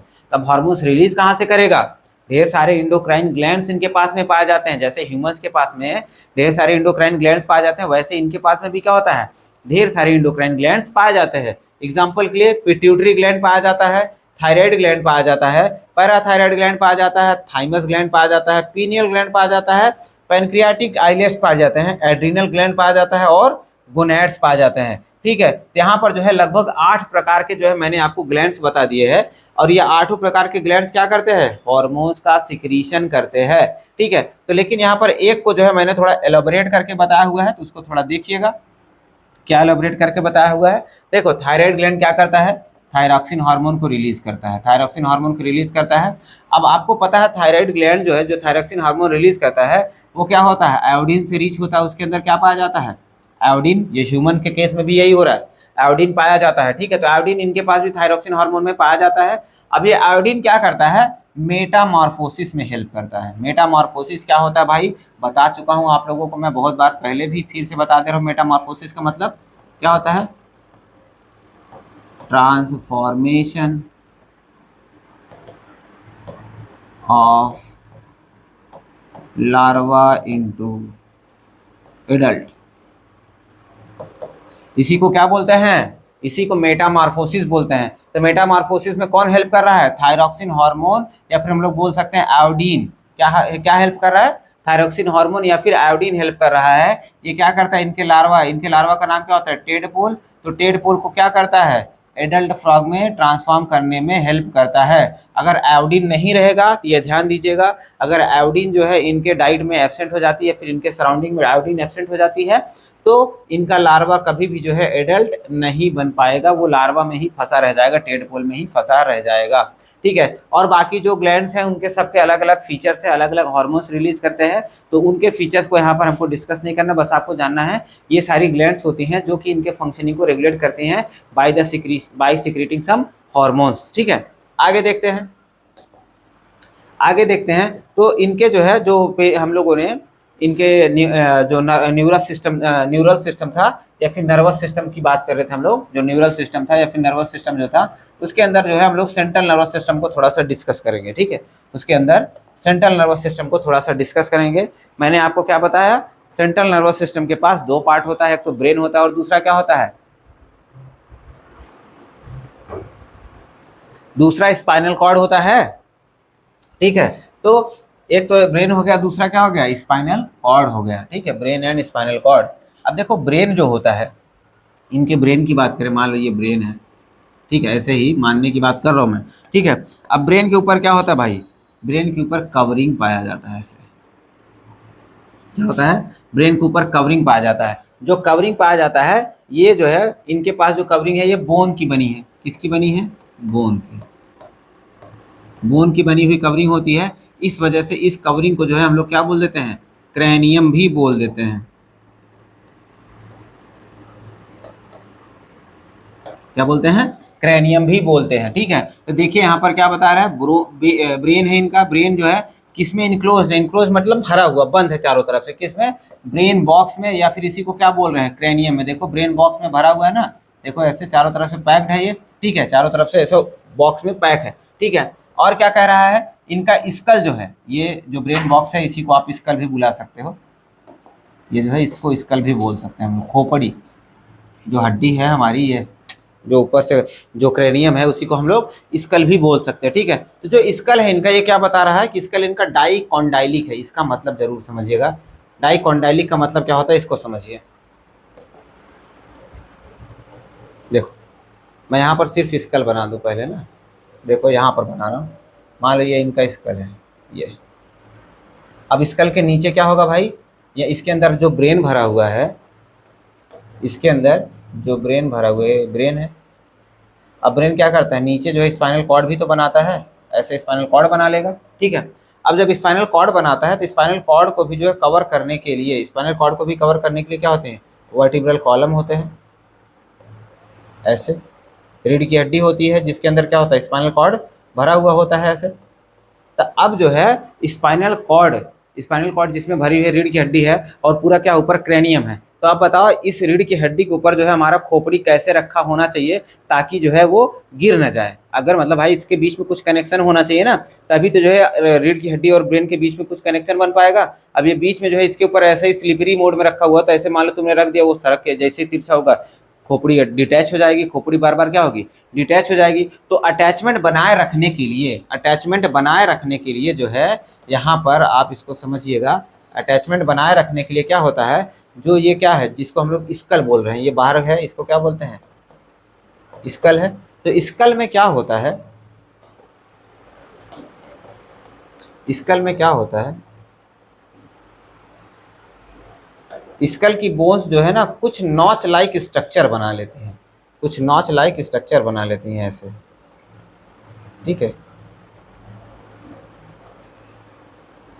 अलग से दिख रहा होगा आप लोग को, ये नॉच लाइक स्ट्रक्चर बना लेती हैं, जो कि क्या करता है, जो कि जा करके आगे, जो कि जा करके आगे यहाँ पर जो रीढ़ की पहली हड्डी होती है जिसको हम लोग क्या बोलते हैं, एटलस, क्या बोलते हैं, एटलस बोलते हैं ना। तो एटलस के ऊपर जा करके ऐसे दो घुंडी निकली हुई ना, तो एटलस के ऊपर जा करके ऐसे सेट हो जाता है, एटलस के ऊपर जा करके ऐसे क्या होगा, सेट हो जाएगा। तो जिससे क्या होगा, वो हमारा जो स्कल है वो आसानी से मूव तो कर लेगा लेकिन गिरेगा नहीं या फिर इधर उधर डिटैच नहीं होगा। तो इसी स्कल को क्या बोलते हैं, डाइकॉन्डाइलिक। दो ऐसे, ये जो है इसको कॉन्डाइल बोल देंगे, क्या बोल देंगे, कॉन्डाइल, ठीक है। अब दो दो है, ठीक है, इसी वजह से क्या हो जाता है, देखो देखो एक इस तरफ है और एक इस तरफ, इसी वजह से इसको क्या बोल देंगे, डाइकॉन्डाइलिक। आई होप समझ गया होगा इसको, ठीक है। समझ गए रहेंगे आप लोग कि कैसे कॉन्डाइलिक हो रहा है और डाइकॉन्डाइलिक का मतलब क्या हो रहा है। तो ब्रेन बॉक्स में जो दो नॉच लाइक स्ट्रक्चर निकला हुआ होता है जो कि रीढ़ की हड्डी से कनेक्शन बनाने में हेल्प करता है, उसी को क्या बोलते हैं, कॉन्डाइल बोलते हैं। और इनके पास कितने कॉन्डाइल होते हैं, दो होते हैं, इसी वजह से इसको क्या बोलते हैं, डाइकॉन्डाइलिक बोलते हैं। और ह्यूमंस भी, हम लोग भी कैसे होते हैं, डाइकॉन्डाइलिक होते हैं, ठीक है। हम लोग भी कैसे होते हैं, ह्यूमंस भी कैसे होते हैं, डाइकॉन्डाइलिक। हम लोग भी डाइकॉन्डाइलिक ही हैं, ठीक है, ये ध्यान दीजिएगा। ह्यूमंस भी कैसे हैं, डाइकॉन्डाइलिक, ठीक है। आगे देखें हम लोग, अब देखो जो ब्रेन होता है, ब्रेन के इनके तीन पार्ट हैं, एक तो फोर ब्रेन है, मिड ब्रेन है और हाइंड ब्रेन है, ठीक है। Fore brain, mid brain, hind brain, ऐसे ही हमारे ह्यूमंस में भी होता है, fore brain, mid brain, hind brain. लेकिन इनका ब्रेन इतना बहुत अच्छा से मतलब डेवलप नहीं है हमारे जैसे, इतना एडवांस बहुत ज़्यादा ब्रेन डेवलप है ठीक ठाक डेवलप है, इनका काम चलाने भर का इनका पास डेवलपमेंट होता है। तो इनके फोर ब्रेन के पास कौन कौन से पार्ट पाए जाते हैं, दो ऑल्फैक्टरी लोब होते हैं, ये ध्यान दीजिएगा, दो ऑल्फैक्टरी लोब्स होते हैं और सेरिब्रल हेमिस्फीयर भी है इनका भाई। जो फोर ब्रेन है वो ऐसे सेरिब्रल हेमिस्फीयर में डिवाइडेड भी है, ठीक है। जैसे हमारा क्या होता है, सेरिब्रल हेमिस्फीयर के हमारे पास भी क्या होता है, सेरिब्रल हेमिस्फीयर होता है ना, ब्रेन आगे का फोर ब्रेन क्या होता है, दो पार्ट में डिवाइडेड होता है, ऐसे इनके पास भी क्या होता है, सेरिब्रल हेमिस्फीयर होता है। और उसके बाद में क्या होता है, डायनसेफलॉन पाया जाता है। हमारे पास में डायनसेफलॉन नहीं है, हमारे पास में क्या होता है, थैलेमस और हाइपोथैलेमस होता है, थैलेमस और हाइपोथैलेमस होता है। लेकिन इनके पास क्या होता है, इनके पास प्रॉपर डायनसेफलॉन है। प्रॉपर डायनसेफलॉन होने का मतलब क्या हो गया, इनके पास क्या है, थैलेमस तो है ही, ठीक है। थैलेमस के ऊपर जो है ईपीथैलेमस भी होता है इनके पास में, और हाइपोथैलेमस भी होता है, हाइपोथैलेमस भी होता है इनके पास में, ठीक है। इनके पास में दोनों चीजें पाई जा रही हैं, मतलब कह सकते हैं डायनसेफलॉन प्रॉपर तरीके से डेवलप है, एपिथैलेमस, हाइपोथैलेमस और थैलेमस, तीनों चीजें इनके पास हैं। आगे देखें, ये तो हो गया भाई इनके फोर ब्रेन का पार्ट, ठीक है, इनके फोर ब्रेन का पार्ट हो गया। मिड ब्रेन के पास एज सच बहुत सारी चीजें तो नहीं है इनके पास में। मिड ब्रेन के पास में सिर्फ ऑप्टिक लोब पाया जाता है। क्या पाया जाता है? सिर्फ और सिर्फ एक पेयर ऑप्टिक लोब पाया जाता है, जो कि किसके लिए रिस्पॉन्सिबल होगा? Responsible for vision, responsible for vision, देखने के लिए जो है जिम्मेदार होता है, ठीक है। जो भी ये लोग देख हो पा रहे हैं किसकी मदद से देखते हैं? Optic lobe. आंख तो है ही भाई, ऑब्वियस बात है, आंख के बिना तो देख नहीं सकता, ठीक है। तो ऑप्टिक लोब जो होता है आंख के जो भी मैसेजेस होते हैं उसको डिकोड करने में हेल्प करता है। नेक्स्ट है हाइंड ब्रेन, पीछे वाला ब्रेन है। पीछे वाले ब्रेन के पास में क्या है? सेरिबेलम होता है। सेरिबेलम के साथ में मेडुला ऑब्लंगाटा होता है, ठीक है, मेडुला ऑब्लंगाटा होता है। अब ह्यूमंस की बात करते हैं तो हमारे पास सेरिबेलम होता है, मेडुला ऑब्लंगाटा होता है, उसके साथ साथ में हमारे पास पॉन्स होता है, ठीक है। लेकिन इनके पास में पॉन्स नहीं पाया जाता। देखो मैंने यहाँ पे लिखा है पॉन्स क्या है? एब्सेंट है, इंपॉर्टेंट चीज है ये, 3 बार स्टार बना दे रहा हूँ मैं, ठीक है, इंपॉर्टेंट है, याद रखना। इनके पास पॉन्स नहीं पाया जाता है। मेडुला ऑब्लंगाटा जो होता है, मेडुला ऑब्लंगाटा जो होता है वही जो है इलोंगेट होकर के, वही जो है कह सकते हैं इलोंगेट होकर के आगे जाकर के स्पाइनल कॉर्ड बना लेता है। ये चीज ध्यान दीजिएगा, वही जो है आगे इलोंगेट होकर के क्या करेगा? जाकर के स्पाइनल कॉर्ड बना लेता है। कैसे? देखो देखो क्या कर रहा है मेडुला ऑब्लंगाटा, क्या बता रहा हूं मैं कि पासेस थ्रू अ कैविटी। देखो यहाँ पर ये ब्रेन बॉक्स हो गया, ठीक है, इसके अंदर क्या होगा? ब्रेन होगा, इसके अंदर क्या है? ये ब्रेन है, ठीक है। अब यहाँ पर जो ये नॉच बन रहा था ना, हम लोगों ने पीछे देखा हुआ था कि इसके पास क्या होता है? यहाँ पर नॉच होता है। यहाँ पर क्या था? नॉच था, जिसको डाइकंडाइल बोलते थे हम लोग, ऐसे डाइकंडाइल बोलते थे। तो यहीं पर क्या होता है? एक खाली जगह होती है, यहीं पर ऐसे खाली जगह होती है, जहाँ से क्या होता है? जहाँ से क्या होता है? ये ब्रेन जो होता है, अरे भाई ये ब्रेन जो है ऐसे इसी में से पास होकर के नीचे जाता है, ऐसे। तो ये जिसके अंदर से पास होकर के नीचे जा रहा है ना, ये क्या है? कैविटी है। क्या है? एक छेद है, कह सकते हैं कैविटी है या फिर एक छेद है। इस छेद को हम लोग क्या बोलते हैं? फोरामेन मैग्नम बोलते हैं। क्या बोलते हैं? फोरामेन मैग्नम बोल देते हैं, फोरामेन मैग्नम बोल देते हैं। तो यही से जो है ये पास होकर के आगे जाकर के क्या बना रही है? स्पाइनल कॉर्ड, स्पाइनल कॉर्ड बना दे रही है, ठीक है। और स्पाइनल कॉर्ड के ऊपर की कवरिंग को क्या बोलते हैं हम लोग? Vertebral column. ना इसके ऊपर कवरिंग पाई जाती है वर्टिब्रल कॉलम की। इसी के अंदर क्या होता है? हमारी स्पाइनल कॉर्ड भरी होती है, ठीक है। ये ऊपर की तरफ क्या है? वर्टिब्रल कॉलम,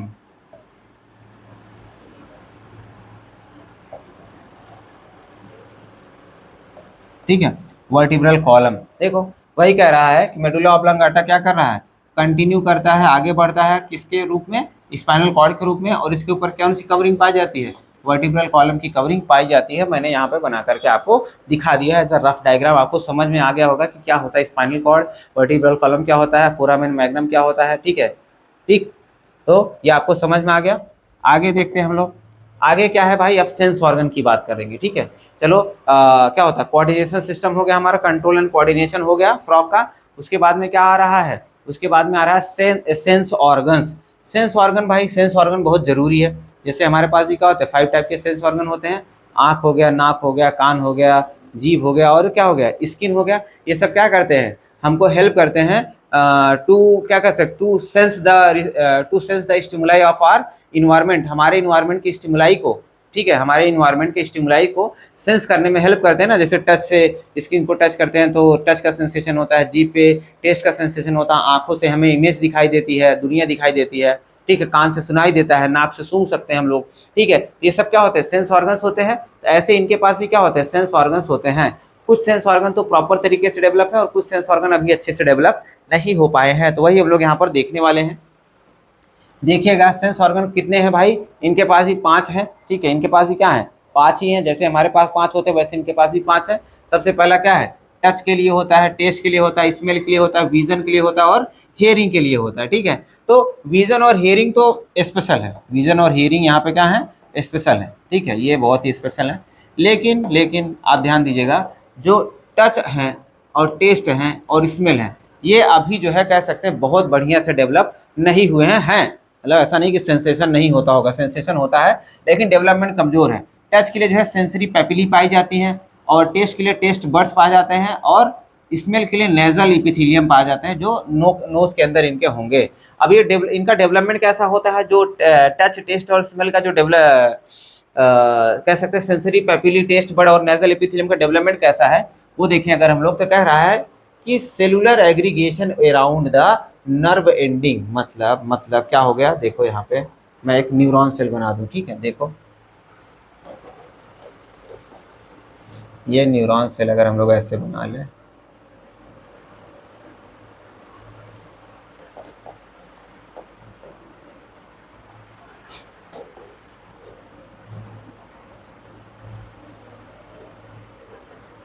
ठीक है, ये न्यूरॉन सेल हो गया, इसका न्यूक्लियस हो गया।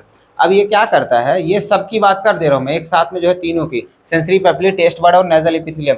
ये क्या करता है, इसके चारों तरफ जो है ये एपिथेलियल सेल्स लगे हुए होते हैं, एपिथेलियल सेल्स इसके चारों तरफ लगे हुए होते हैं। अब कुछ भी सेंसेशन जब होगा इन सब में, यहाँ से क्या होगा, यहीं से ये सिग्नल को रिसीव करके जो है ब्रेन के पास सेंस करके भेज देगा कि भाई कैसा सिग्नल है, यहीं से जो है ये बगल बगल के सेल्स का सिग्नल ये रिसीव कर लेगा। इसी को हम लोग क्या बोलते हैं, cellular aggregation around the nerve ending. Nerve ending पे क्या हो रहा है, सेलुलर एग्रीगेशन पाया जा रहा है, ठीक है। इसी को जो है हम लोग बोलते हैं, क्या बोल रहे हैं, ये किसके लिए रिस्पॉन्सिबल है, टच टेस्ट एंड स्मेल के लिए, और ये कह रहे हैं कि cellular aggregation around the nerve ending ऐसा ही जो है ये सिग्नल को रिसीव करता है। और विजन की बात करते हैं, विजन के लिए क्या है, आई है। हियरिंग के लिए क्या होता है, टिम्पैनम होता है, टिम्पैनम विथ इंटरनल ईयर। इनके पास एक्सटर्नल ईयर एब्सेंट है ना, पीछे हम लोगों ने देखा था एक्सटर्नल ईयर क्या होता था, एब्सेंट, ठीक है, एक्सटर्नल ईयर एब्सेंट होता था, ठीक है। तो आई और ईयर कैसा है, वेल ऑर्गेनाइज्ड है, प्रॉपर तरीके से ऑर्गेनाइज होता है, ये सही से काम करते हैं एकदम बढ़िया से भाई, वेल ऑर्गेनाइज होते हैं। अब वहीं पर अगर इंडिविजुअल बेसिस पर देख लेते हैं, आई क्या काम करता है, कैसे काम कर रहा है, ईयर कैसे काम कर रहा है, तो देखो ईयर क्या कर रहा है भाई, ईयर तो नॉर्मली भाई हियरिंग के लिए रिस्पॉन्सिबल ही होगा, हियरिंग के लिए रिस्पॉन्सिबल होता है, सुनने में मदद करता है, उसके साथ साथ में इनको जो है बॉडी बैलेंस बनाए रखने में भी मदद करता है, मतलब इक्विलिब्रियम या फिर बॉडी बैलेंस बनाने में भी हेल्प करता है। हमारे कान में भी जो है कॉकलिया पाई जाती है, ठीक है, ईयर के साथ साथ में जो है कॉकलिया प्रेजेंट होती है, और कॉकलिया हमारे बॉडी को भी बैलेंस बनाए रखने में मदद करता है। लेकिन अब हमारे जो कह सकते हैं हमारे सिलेबस एनसीईआरटी ने कॉकलिया को हटा दिया है, या फिर कह सकते हैं mechanism of hearing and body balancing को हटा दिया है। इसी वजह से हमको जो है पता नहीं चल, मतलब हम लोग को आइडिया नहीं रह गया है, या फिर आप लोगों को आइडिया नहीं रह गया है कि ये मैकेनिज्म ऑफ बैलेंसिंग कैसे काम करता है। लेकिन हमारे सिलेबस में पहले था, मतलब 2-3 साल पहले था, जिसमें हम लोग जो है पढ़ते थे, मैकेनिज्म ऑफ बैलेंसिंग भी पढ़ते थे कि कैसे जो है ईयर हमारा बॉडी को बैलेंस बनाए रखने में भी मदद करता है, ठीक है। तो इनके पास होता है ऑर्गन ऑफ हियरिंग, या फिर कह सकते हैं बैलेंसिंग होता है, ये सॉरी ईयर जो है ऑर्गन ऑफ हियरिंग के साथ साथ में क्या करता है, बॉडी को बैलेंस बनाने में भी हेल्प करता है। आपको ये ध्यान देना है, ईयर ही बॉडी को बैलेंस भी बना करके देता है, ठीक है। नेक्स्ट है आई की बात करते हैं, तो आई जो है पेयर्ड है, पेयर्ड होता है और स्फेरिकल होता है, मतलब आंखें ऑब्वियस बात है, ऐसे गोली गोली होंगी ना आंखें, गोली गोली आंखें होती हैं। Situated in the orbit in the skull, तो स्कल के अंदर जो है एक खाली जगह होती है, स्कल के अंदर क्या होता है, खाली जगह होती है, ऐसे स्कल के अंदर ऐसे खाली जगह होती है। हमारी आंख भी क्या होती है, खाली जगह में भी तो भरी है, ठीक है, जिसके अंदर भरी है उसको क्या बोलते हैं, ऑर्बिट बोलते हैं, क्या बोलते हैं, ऑर्बिट बोलते हैं, ऑर्बिट के अंदर भरी होती है, ठीक है। ये जो रेड कलर से मैंने बना दिया इसको क्या बोल सकते हैं हम लोग, ऑर्बिट बोल सकते हैं। ये क्या है, ऑर्बिट। ऑर्बिट के अंदर क्या है, इनकी आईज भरी हुई है, ठीक है, आईज भरी हुई है। अब इनकी आईज कैसी हैं, सिंपल आई, जैसे हमारी आई होती है एकदम वैसे ही आई होती है। देखो आईज जो है दो टाइप की होती है, एक सिंपल आई होती है और एक कंपाउंड आई होती है। सिंपल आई में क्या होता है, सिर्फ एक लेंस होता है, सिंपल एक लेंस होता है। वही कंपाउंड आई की बात करते हैं तो वो लेंस क्या होता है, छोटे छोटे ओमिटीडियम में टूटा हुआ रहता है, ठीक है, ढेर सारे ओमिटीडियम में टूटा हुआ रहता है, ठीक है, छोटे छोटे लेंसेज में टूटा हुआ रहता है। लेकिन सिंपल आई में सिर्फ एक लेंस होता है, वो भी क्रिस्टल क्लियर लेंस होता है, ठीक है, उसमें कोई ब्रोकन पार्ट नहीं होता है।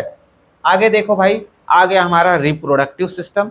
रिप्रोडक्टिव सिस्टम में अब डायग्राम की हेल्प से जो है हम लोग देख लेंगे कि भाई कैसे किडनी जो है ओवरी और टेस्टिस से कनेक्टेड होता है।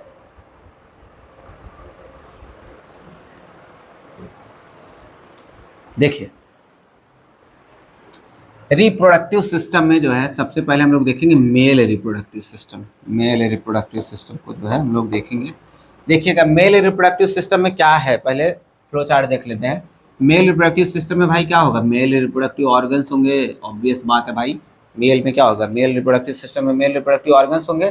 तो मेल रिप्रोडक्टिव ऑर्गन में क्या क्या होता है, कह रहा है कि येलोइश ओविड टेस्टिस, ओविड मतलब क्या होता है, ओवल, ओविड मतलब ओवल, अंडे आकार का जो है टेस्टिस होता है इनके पास में, पेयर में होता है मतलब दो ठू होगा, ठीक है, पेयर में होगा मतलब दो ठू होगा भाई, ठीक है। अब इसमें से क्या कर रहा है, वासा इफ्रेंसिया निकलते हैं 10 से 12, इसमें क्या निकलते हैं, वासा इफ्रेंसिया निकलते हैं 10 से 12, ऐसे पतले पतले वासा इफ्रेंसिया में बना दूं इसी में, ऐसे ऐसे ऐसे ऐसे ऐसे ढेर सारे वासा इफ्रेंसिया इसमें से निकल रहे हैं, ठीक है। वासा इफ्रेंसिया निकलते हैं इसके अंदर से। अब ये जाते कहाँ पर है, बीडर कैनाल में कनेक्ट होते हैं, ठीक है। किस में जाकर कनेक्ट हो रहे हैं, बीडर कैनाल। आप कहोगे बीडर कैनाल कहाँ पे पाई जाती है, inside kidney, inside inside kidney, ठीक है। देख लो अब टेस्टिस का कनेक्शन बन गया ना किडनी से, ठीक है, टेस्टिस का कनेक्शन किडनी से बन गया। तो अभी के लिए मेल रिप्रोडक्टिव ऑर्गन्स में, फ्रॉग के मेल रिप्रोडक्टिव ऑर्गन में जो है आप इतना जानिए, टेस्टिस होता है, और टेस्टिस जो है किससे कनेक्टेड है, देखो ये इनका किडनी है, ये फ्रॉग का किडनी है, ये देखो ये फ्रॉग का किडनी है यहाँ पर,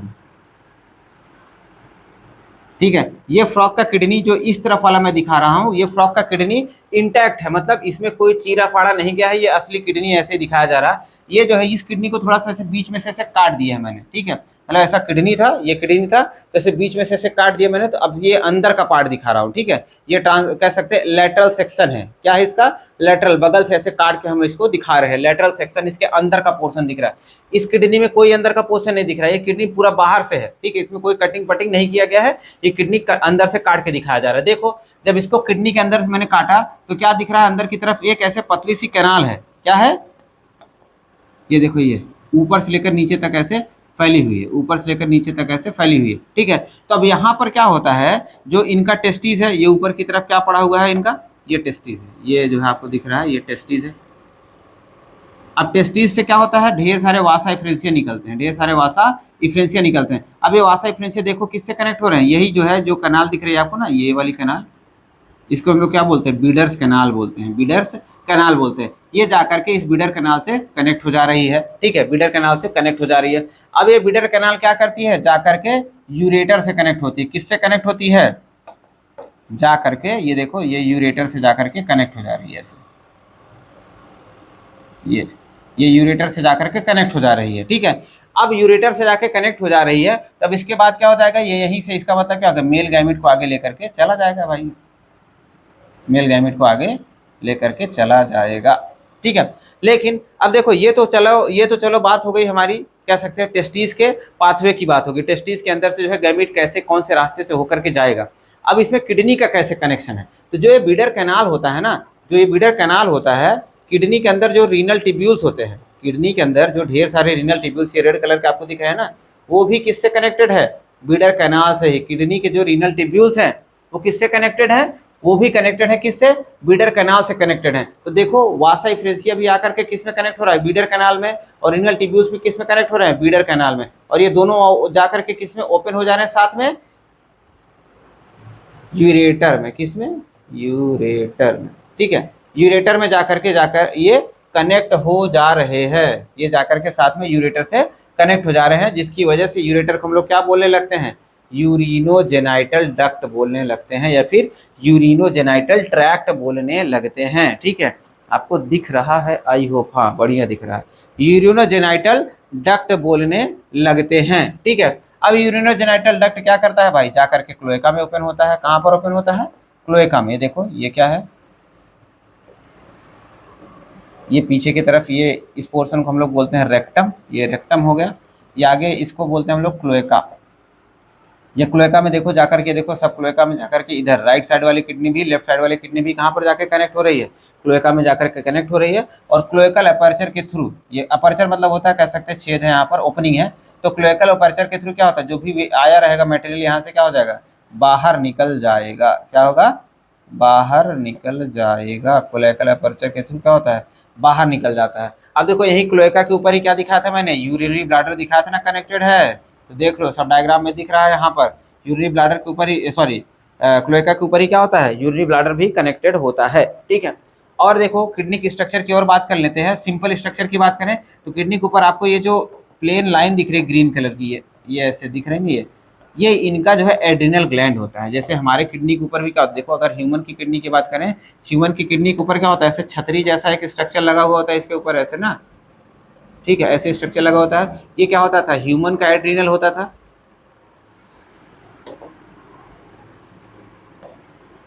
ये ह्यूमन का एड्रिनल होता था, लेकिन ये किसका एड्रिनल है, ये ऐसे पतली सी लाइन जो आपको इसके ऊपर दिख रही है, ये फ्रॉग का एड्रिनल ग्लैंड है। तो ऐसा इसके ऊपर भी होगा, लेकिन ये कट करके अंदर का दिखाया जा रहा है तो इसकी वजह से इसके ऊपर नहीं दिख रहा है, ठीक है, लेकिन होगा इसके ऊपर भी सेम, ठीक।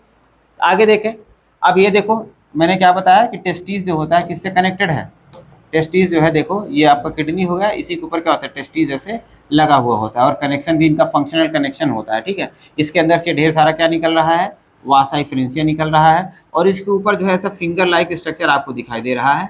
ये और कुछ नहीं है, ये फैट बॉडीज़ हैं, इनका फंक्शन कुछ नहीं है भाई, इनका फंक्शन ऐसा कोई फंक्शनल नहीं है, बहुत इंपॉर्टेंट फंक्शन नहीं है कि जिसको हमको डिस्कस करना पड़े।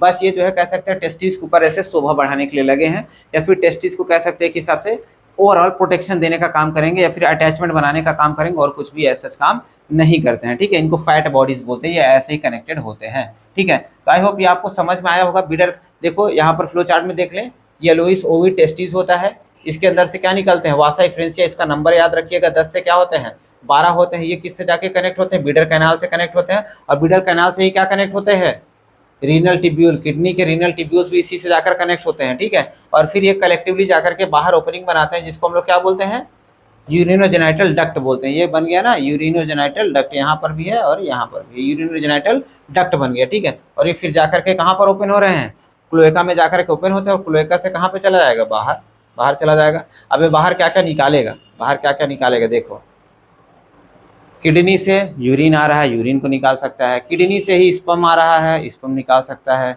रेक्टम है, इसके पीछे क्या होगा, एलिमेंट्री कैनाल से आ रहा था ना, एलिमेंट्री कैनाल पीछे मैंने बताया आप लोगों को जब हम लोग डाइजेस्टिव सिस्टम इसका देख रहे थे, ठीक है। तो यहाँ से क्या होगा, वेस्ट मटेरियल आएगा, तो वेस्ट मटेरियल को भी क्या करेगा, यहीं से बाहर निकाल देगा, ठीक है। तो वही चीज़ देखो क्या लिखा है, फीकल मैटर को रिमूव करता है, यूरिन को रिमूव करता है, स्पर्म को रिमूव करता है, कहाँ पे निकालेगा, बाहर की तरफ। बहुत बढ़िया, शानदार, देखो बहुत बढ़िया, मुझे लग रहा है आपको समझ में आया होगा, ठीक है। बाहर निकाल देगा ये फीकल मैटर को, और यूरिन को और स्पर्म को जो है बाहर निकाल देता है। एक बार आप लोग देख ले इसको, रिप्रोडक्टिव सिस्टम को।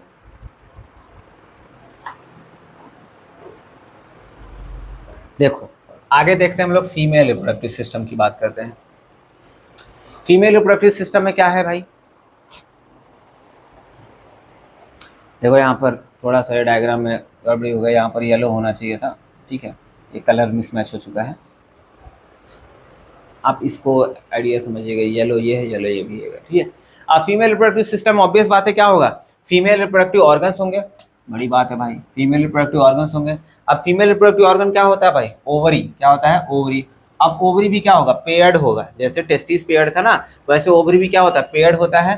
ये कहाँ पर सिचुएटेड है, near the kidney, near the kidney. देखो ओवरी जो है, ये जो है यहाँ पर आपको येलो कलर का जो मैंने बनाया हुआ है ना, ये स्ट्रक्चर देखो किडनी के ऊपर ही है, ऐसे लहर तारा जैसा, पत्ती जैसा स्ट्रक्चर जो आपको दिख रहा है, ये किडनी के ऊपर ही है, लेकिन कोई फंक्शनल कनेक्शन इनके बीच में नहीं पाया जाता है। देखो क्या लिखा है, no functional connection between the kidney and the ovary. ये बस ऐसे इंडिविजुअली पड़ा हुआ होता है। अब इसके अंदर आपको जो ये डॉट डॉट दिख रहा है, मैं दूसरे कलर से दिखा देता हूँ, जो ये दिख रहा है ऐसे ऐसे ढेर सारे dot dot dot dot dot, यहाँ पर भी है ऐसे ऐसे ऐसे ऐसे, ये सब क्या है, ओवा है, क्या है, ओवा। ओवा मतलब एग, एग का फॉर्मेशन करने वाले सेल को क्या बोल रहे हैं, ओवा बोल रहे हैं। यही क्या होगा, डेवलप होगा एग में, ठीक है, एग का फॉर्मेशन करेंगे, फिर ओवम का फॉर्मेशन करेंगे, सिंपली, ठीक है। ढेर सारे ओवा इसके अंदर भरे हुए हैं, ओवरी के अंदर, ठीक है। अब ये क्या कर रहा है, इससे इसके बाद क्या होता है, ओवरी के ऊपर क्या लगा होगा, ओविडक्ट। ओविडक्ट देखो ये क्या बगल में ओविडक्ट लगा हुआ है। यहाँ पर एक चीज़ इंपॉर्टेंट समझिएगा, ये ओवरी और ओविडक्ट में, ओवरी देखो ये ओवरी है और ये ओविडक्ट है, इनके बीच में भी आप अगर नोटिस करें तो कोई कनेक्शन नहीं पाया जा रहा है। ये ओपनिंग होता है, ओविडक्ट का ये ओपनिंग होता है, ठीक है। तो इनके बीच में भी कोई कनेक्शन नहीं पाया जाता है। तो फ्रॉग क्या करती है, फीमेल फ्रॉग क्या करती है, ये ऐसे ही अपने ओवा को यहीं बाहर ऐसे रिलीज कर देती है, ठीक है, बाहर रिलीज कर देती है, ये बाई चांस क्या होता है, इसके ओपनिंग में चला जाएगा। बाई चांस क्या होता है, इसके ओपनिंग, ओविडक्ट के ओपनिंग में, यहाँ से भी ऐसे समझ लो, यहाँ पर भी ऐसे रिलीज करेगा, ये इसके ओपनिंग में चला जाएगा बाई चांस। ठीक है, ऐसा कोई जो है डक्ट कनेक्शन नहीं पाया जाता है। फिर यहाँ पर ओविडक्ट में चला जाएगा, फिर ओविडक्ट से क्या होगा, ओविडक्ट जाकर के कहाँ पर ओपन हो रहा है, देखिए ये ओविडक्ट जाकर के कहाँ पर ओपन हो रहा है, क्लोएका में ओपन हो रहा है ना। इसका ओपनिंग जो है सेपरेटेड, मतलब अलग से खुल रहा है। ऐसा कोई जो है यूरेटर के साथ में कोई कनेक्शन नहीं, अपना खुद से जाकर के खुलता है। मतलब फीमेल कह रही भाई मैं मेरा काम खुद कर लूँगी, मुझे किसी के सहारे की जरूरत नहीं है, तो वो खुद ही जाकर के जो है ओवा को कहाँ पर रिलीज करती है, क्लोएका के अंदर रिलीज करती है। और क्लोएकल अपर्चर के थ्रू क्या हो जाएगा, ये सारा मटेरियल बाहर निकल जाएगा, सारा मटेरियल बाहर निकल जाता है। तो open into the cloaca separately. ठीक है, तो आई होप ये भी आपको समझ में आ गया होगा भाई। किडनी के ऊपर ही जो है ओवरी पाया जाता है, उसके अंदर क्या डेवलप होते हैं, ओवा डेवलप होते हैं। और किडनी और ओवरी के अंदर, किडनी एंड ओवरी के अंदर जो है, किडनी एंड ओवरी के अंदर जो है कोई फंक्शनल कनेक्शन नहीं पाया जाता, किडनी एंड ओवरी के अंदर कोई फंक्शनल कनेक्शन नहीं पाया जा रहा है। ठीक है, और उसके साथ में मैंने आपको ये भी बताया कि ओविडक्ट और ओवरी भी डायरेक्टली कोई कनेक्शन नहीं बनाते हैं। ठीक है, वो तो जो है ये कैविटी में ही, बॉडी कैविटी में ही जो है ये ओवरी अपने ओवा को रिलीज करती रहती है, और वो घूम के जो है ओविडक्ट में चले जाते हैं, और फिर वहां से कहाँ पर चले जाएंगे, क्लोएका में, और क्लोएका से क्या होगा, क्लोएकल अपर्चर के थ्रू बाहर रिलीज कर दिए जाते हैं। बाहर क्यों रिलीज करते हैं, क्योंकि इनके अंदर जो फर्टिलाइजेशन होता है वो एक्सटर्नल होता है। फर्टिलाइजेशन कैसा होता है, देखो फर्टिलाइजेशन कैसा होता है, एक्सटर्नल होता है, मतलब बाहर पानी में जो है फर्टिलाइजेशन हो रहा है। ठीक है, बाहर पानी में फर्टिलाइजेशन हो रहा है। ठीक है, अब देखो फीमेल की बात करें, अगर मैच्योर फीमेल है, मतलब कह सकते हो एडल्ट फीमेल है, एडल्ट फीमेल की बात करते हैं, तो एक बार में जो है 2500 से 3000 ओवा को रिलीज कर सकती है। 2500 से 3000 ओवा को रिलीज कर सकती है। अभी 2500-3000 ओवा क्यों रिलीज कर रहे हैं भाई, क्योंकि फर्टिलाइजेशन कहाँ पर हो रहा है, एक्सटर्नल हो रहा है फर्टिलाइजेशन। तब भाई ये ओवा और स्पर्म का मेटिंग जो है बाहर होता है ना, बाहर पानी में हो रहा है। अब पता लगा ये ओवा रिलीज कर रहे हैं, पीछे कोई दूसरा फ्रॉग खा गए उसको, या फिर दूसरी मछलियाँ उसको खा गई, तो अब अगर 1-2 ओवा रिलीज करेगा तब तो हो गया, ये फ्रॉग का जनरेशन तो एक जनरेशन में ही खत्म हो जाएगा। ठीक है, तो इसकी वजह से जो है ये 2500 से 3000 ओवा को एक साथ रिलीज करते हैं। अब इसमें से 10, 20, 50 फर्टिलाइज हो गए, तो उसी में से जो है बच्चे बन करके इनके जनरेशन को आगे बढ़ा देते हैं। ठीक है, अब डेवलपमेंट की बात करते हैं। तो डेवलपमेंट इनडायरेक्ट होगा, मैंने आपको बताया। इसमें लार्वल स्टेज पाई जाती है। लार्वल स्टेज को क्या बोलते हैं, टेडपोल बोलते हैं। और टेडपोल क्या होता है, टेडपोल का मेटामॉर्फोसिस होता है, और वो किस में ट्रांसफॉर्म होता है, एडल्ट में ट्रांसफॉर्म होता है। और मैंने आपको ये भी बताया था कि आयोडीन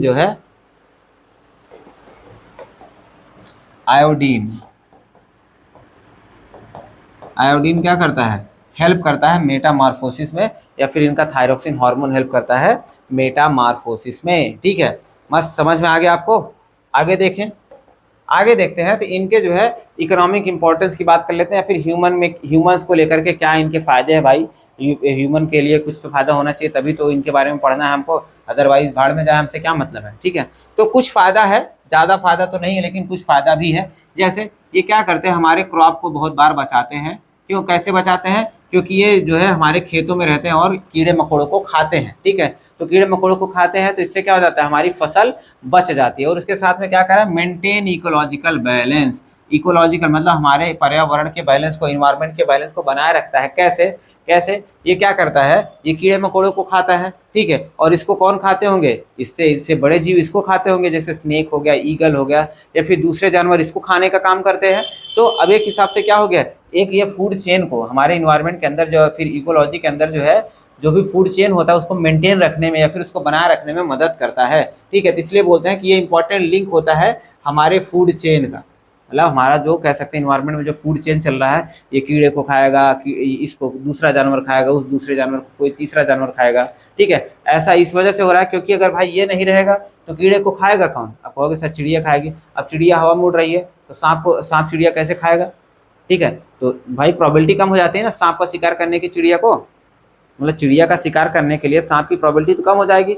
लेकिन मेढक तो पानी में रह रहा है, तो नेचर ने मेढक बना दिया कि सांप जो है मेढक को खाएगा। ठीक है, तो क्या कर रहा है, important link of the food chain and the food web in the ecosystem. तो फूड वेब नेटवर्क जाल बनता है, फूड वेब का कौन किसको खा रहा है, उसमें जो है कह सकते हैं ये फ्रॉग जो होता है एक बहुत ही ज़्यादा इंपॉर्टेंट रोल प्ले करता है। ठीक है, आगे देखते हैं तो भाई कुछ ह्यूमंस हैं, भाई नीच टाइप के ह्यूमंस होते हैं।